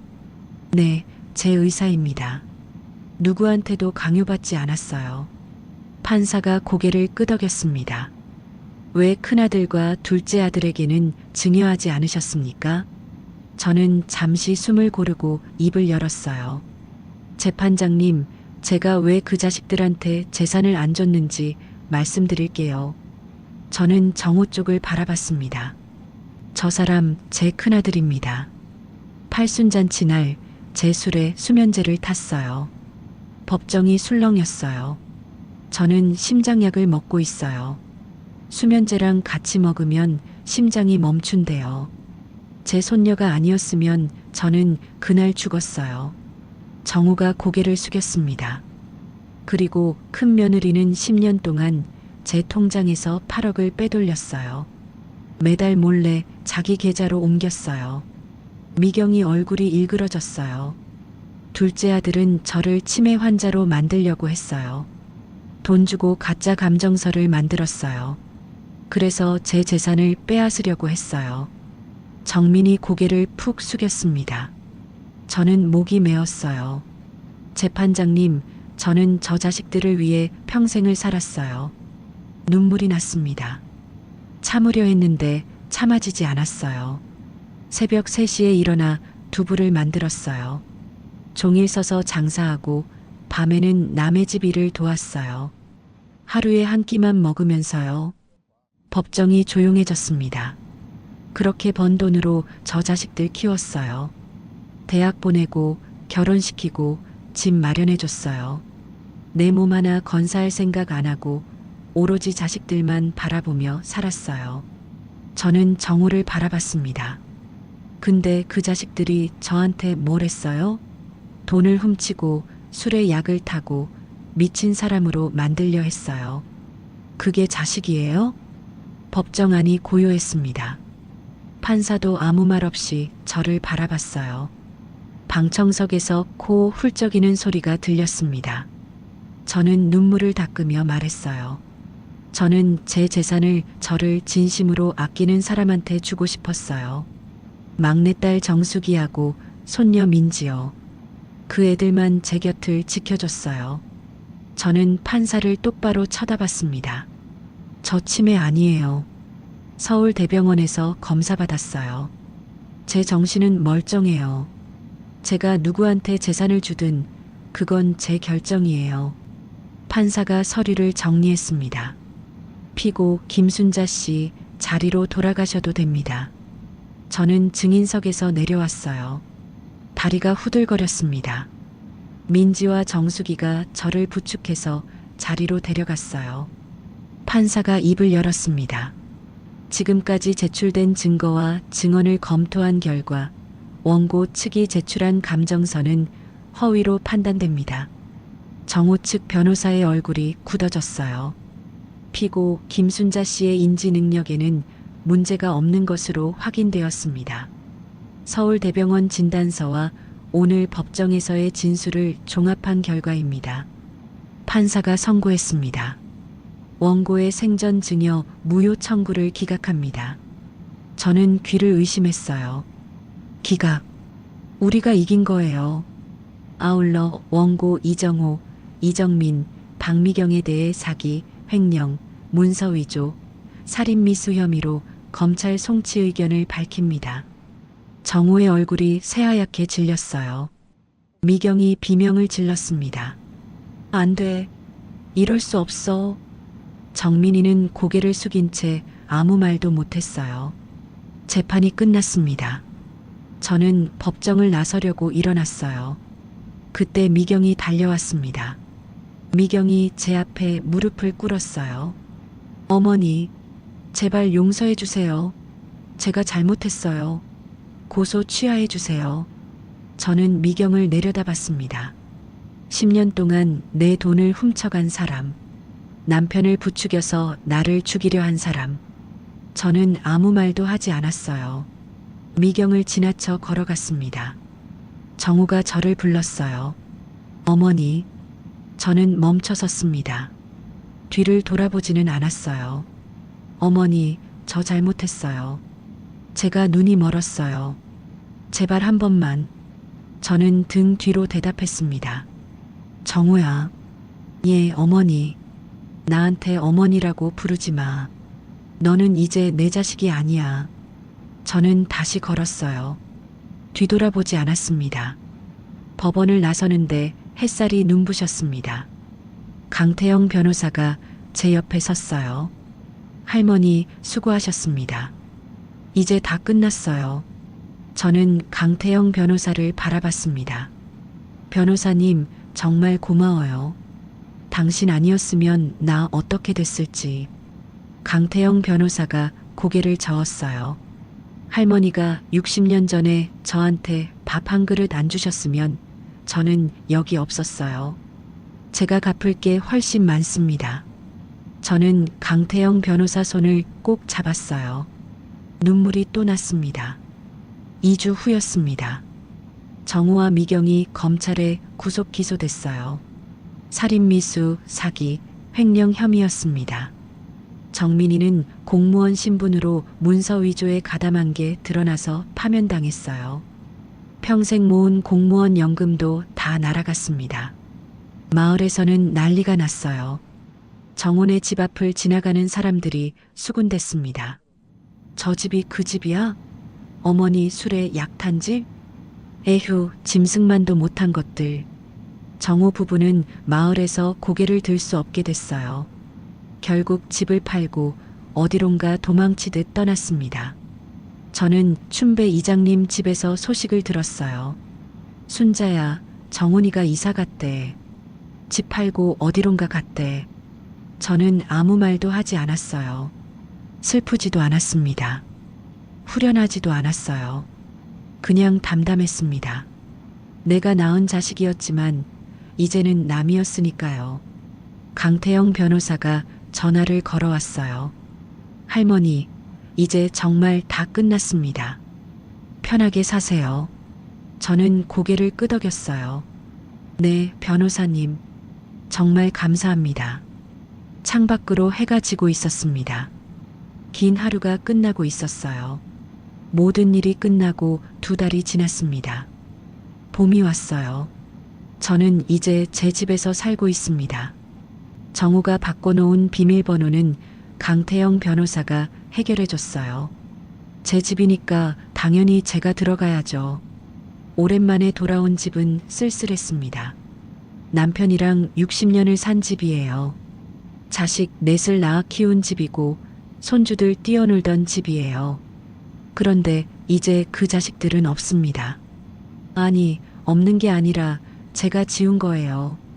하지만 저는 외롭지 않았어요. 정수기가 지방 식당을 정리하고 올라왔거든요. 엄마, 이제 나도 여기서 살래요. 엄마 혼자 두고 못 가겠어요. 저는 펑펑 울었습니다. 막내딸이 곁에 와준다는 게 얼마나 고마운지 몰라요. 정수기가 제 등을 토닥이며 말했어요. 엄마, 울지 마세요. 이제 나도 효도할게요. 많이 늦었지만. 저는 정수기 손을 꼭 잡았습니다. 아니야. 늦지 않았어. 네가 와줘서 고마워. 민지도 새 출발을 했어요. 강태영 변호사가 읍내 종합병원에 민지를 추천해 줬거든요.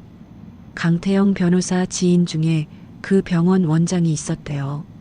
민지가 면접을 보고 왔어요. 할머니, 저 합격했어요.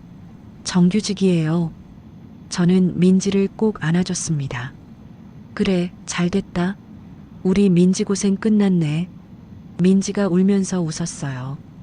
할머니 덕분이에요. 할머니가 안 계셨으면 저 어떻게 됐을지. 저도 눈물이 났어요. 무슨 소리야? 네가 날 살렸지. 그날 네가 술상 안 엎었으면 나 죽었어. 민지 출근 첫날 아침이었어요. 저는 새벽 4시에 일어났습니다. 도시락을 쌌어요. 밥에 불고기, 계란말이, 나물 반찬. 정성껏 예쁘게 담았습니다. 민지가 일어나서 부엌으로 왔어요. 할머니, 이게 뭐예요? 저는 도시락을 내밀었어요. 내 도시락이야. 첫 출근인데 밥은 제대로 먹어야지. 민지의 눈에 눈물이 고였습니다. 할머니, 저는 민지 머리를 쓰다듬었어요. 옛날 생각나네. 네가 7살 때 할머니가 매일 새벽에 도시락 싸줬잖아. 학교 앞까지 손잡고 걸어갔고 민지가 저를 꼭 안았습니다. 할머니 사랑해요. 저도 민지를 안으며 말했어요. 나도 사랑해. 우리 민지. 어느 날 오후였어요. 강태영 변호사가 찾아왔습니다. 손에 꽃다발을 들고 있었어요. 할머니, 잘 지내시죠? 저는 반갑게 맞았어요. 어서 와요, 변호사님. 밥 먹었어요? 강태영 변호사가 웃었습니다. 아니요, 아직이요. 저는 부엌으로 갔어요. 밥을 차렸습니다. 된장찌개에 나물, 생선구이, 소박한 밥상이었어요. 강태영 변호사가 밥상 앞에 앉았습니다. 강태영 변호사가 밥을 한 숟갈 뜨더니 멈췄어요. 눈에 눈물이 고였습니다. 저는 놀라서 물었어요. 변호사님, 왜 그래요? 밥이 입에 안 맞아요? 강태영 변호사가 고개를 저었습니다. 아니요, 할머니. 60년 전 그 맛이에요. 저는 가슴이 뭉클했어요. 그때 그 맛을 기억해요? 강태영 변호사가 눈물을 닦으며 말했습니다. 그때 저는 사흘째 굶고 있었어요. 배가 고파서 죽을 것 같았어요. 그런데 할머니가 밥을 주셨어요. 흰 쌀밥에 된장 한 숟갈. 저도 그때가 떠올랐어요. 그래, 반찬도 없었어. 그냥 밥만 줬는데. 강태영 변호사가 말했어요. 그 밥이 저한테는 세상에서 제일 맛있는 밥이었어요. 그 맛을 60년 동안 잊은 적이 없어요. 강태영 변호사가 밥을 다 먹고 숟가락을 내려놨습니다. 할머니, 감사 인사를 드리러 왔어요. 저는 고개를 갸웃했어요. 감사 인사요? 내가 감사해야지. 변호사님이 나를 살렸는데. 강태영 변호사가 고개를 저었습니다. 아니에요. 할머니가 저를 살리셨어요. 60년 전에요. 강태영 변호사가 말을 이었어요. 저는 전쟁고아였어요. 부모님이 폭격에 돌아가시고 혼자 남았어요. 굶어 죽을 뻔했는데 할머니가 밥을 주셨어요. 저는 조용히 듣고 있었습니다. 그때 할머니가 하신 말씀이 아직도 기억나요. 밥 먹고 힘내라. 살다 보면 좋은 날도 온다. 그 말이 제 인생을 바꿨어요. 저는 기억이 났어요.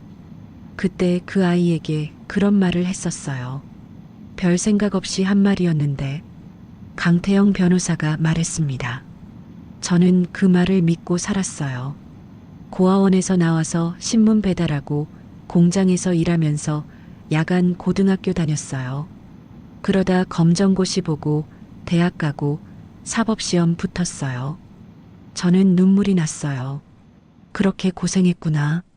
강태영 변호사가 웃었습니다. 할머니 말씀대로 좋은 날이 왔어요.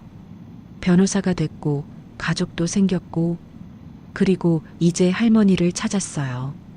저는 강태영 변호사 손을 잡았어요.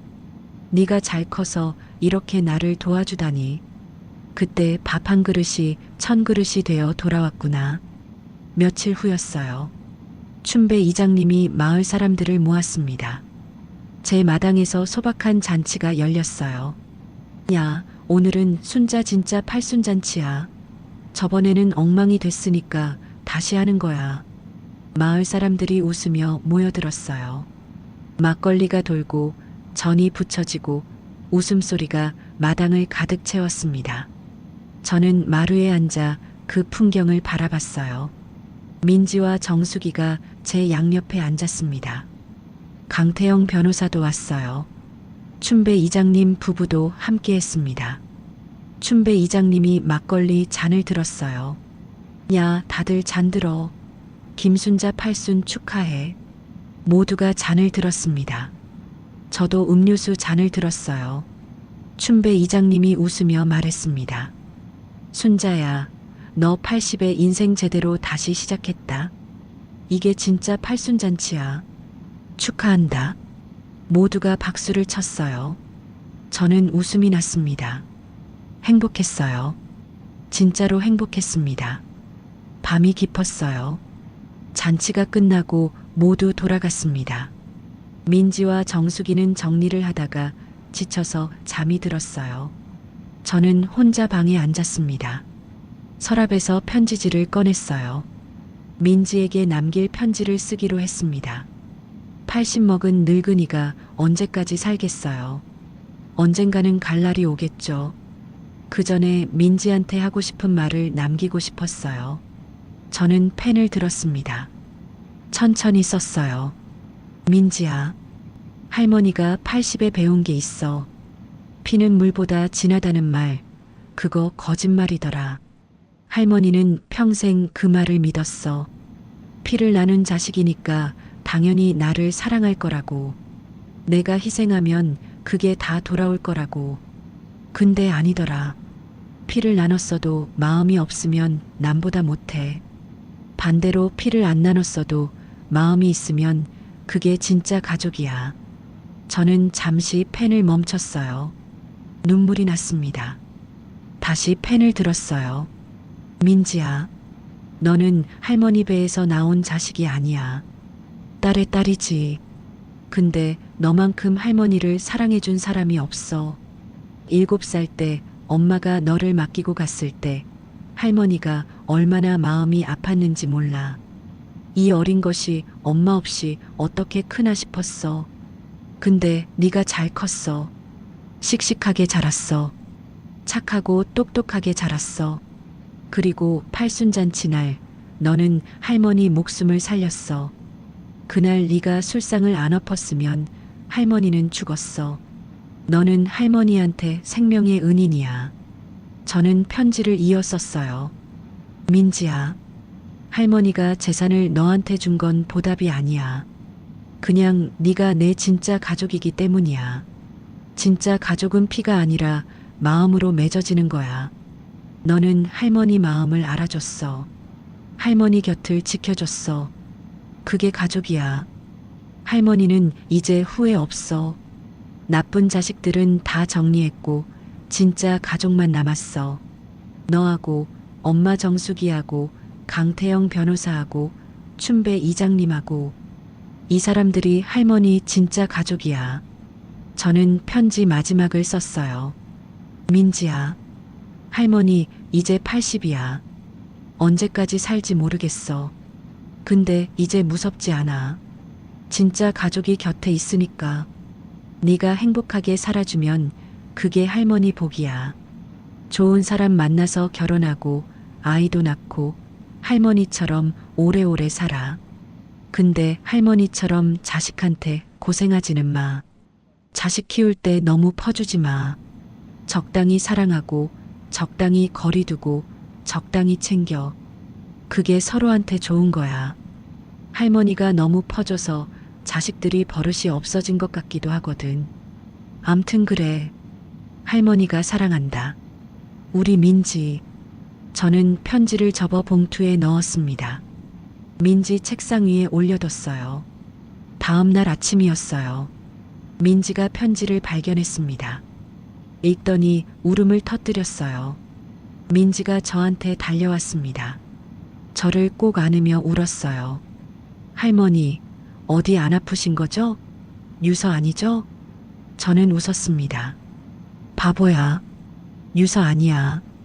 그냥 하고 싶은 말 쓴 거야. 민지가 울면서 말했어요. 할머니, 오래오래 사세요. 저 아직 효도도 못했어요. 할머니 손주 낳아드려야 하는데. 저는 민지 등을 토닥였어요. 알았어, 알았어. 안 죽어. 아직 멀었어.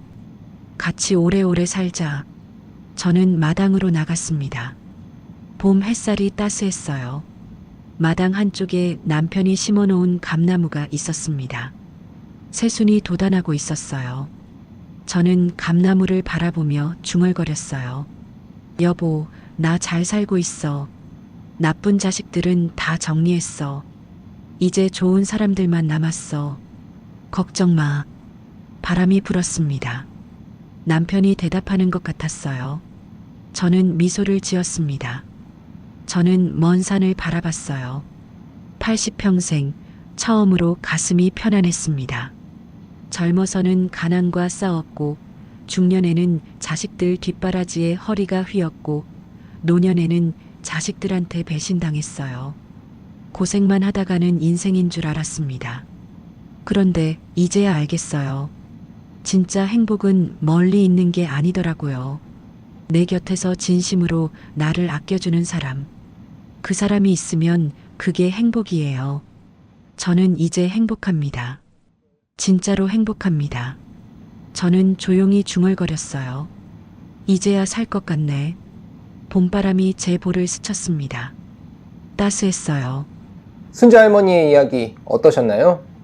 봄바람처럼 따스한 결말이지만 그 속에는 겨울보다 차가운 배신이 있었어요. 하지만 결국 봄은 왔고 진짜 가족을 찾았습니다. 시작하기 전에 미리 말씀드려야 할 게 있었는데요. 팔순 잔칫날 자식이 술에 약을 타고 60년 전 밥중 고아가 변호사가 되어 나타났다니, 세상에 이런 일이? 드라마도 아니고 라고 생각하실 수도 있겠지만, 실제로 자녀가 부모 재산을 노리고 범죄를 저지르는 사례는 적지 않아요. 2023년 대검찰청 통계에 따르면 가족 간 재산 관련 범죄가 연간 3만 건이 넘는다고 합니다. 특히 고령의 부모를 대상으로 한 경제적 착취는 해마다 늘어나고 있어요. 그리고 과거에 베푼 선행이 수십 년 뒤에 돌아오는 이야기도 뉴스에서 종종 접할 수 있죠. 다만 오늘 사연은 실제 경험담을 바탕으로 각색한 것이라는 점 양해 부탁드려요. 전달 과정에서 일부 과장이나 극적 요소가 더해졌을 수 있습니다. 하지만 이 이야기가 주는 교훈은 분명해요. 첫째, 재산 관리는 반드시 본인이 직접 하세요. 아무리 가까운 자식이라도 통장을 맡기면 안 됩니다. 정기적으로 거래 내역을 확인하시고 중요한 결정은 반드시 전문가 상담을 받으세요. 둘째, 나이가 들어도 당당하게 사세요. 자식한테 눈치 보고 기죽을 필요 없어요. 내 재산은 내 것이고 내 인생은 내 것입니다. 셋째, 진짜 가족은 피가 아니라 마음으로 맺어져요. 내 곁에서 진심으로 나를 아껴주는 사람, 그 사람이 진짜 가족입니다. 혈연에 너무 집착하지 마세요. 넷째, 살다 보면 좋은 날도 와요. 60년 전 밥 한 그릇이 1000그릇이 되어 돌아온 것처럼 내가 베푼 선행은 언젠가 반드시 돌아옵니다. 포기하지 마세요. 혹시 지금 자식 문제로 마음고생하고 계신 분들이 있다면 순자 할머니처럼 용기를 내어보세요. 혼자 끙끙 앓지 마시고 믿을 수 있는 사람에게 도움을 요청하세요.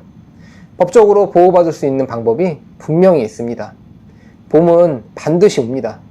지금 겨울이라고 해도 견디다 보면 따스한 봄바람이 불어올 거예요. 구독과 좋아요, 알림 설정을 눌러주시면 여러분께도 순자 할머니처럼 진정한 행복이 찾아올 거예요. 댓글로 시청하고 계신 지역과 오늘 사연에 대한 생각을 남겨주세요. 여러분의 댓글 하나하나가 저희에겐 큰 힘이 됩니다. 순자네 사연 다음에도 재미있고 감동적인 사연으로 또 찾아뵙겠습니다. 항상 건강하시고 행복하세요. 감사합니다.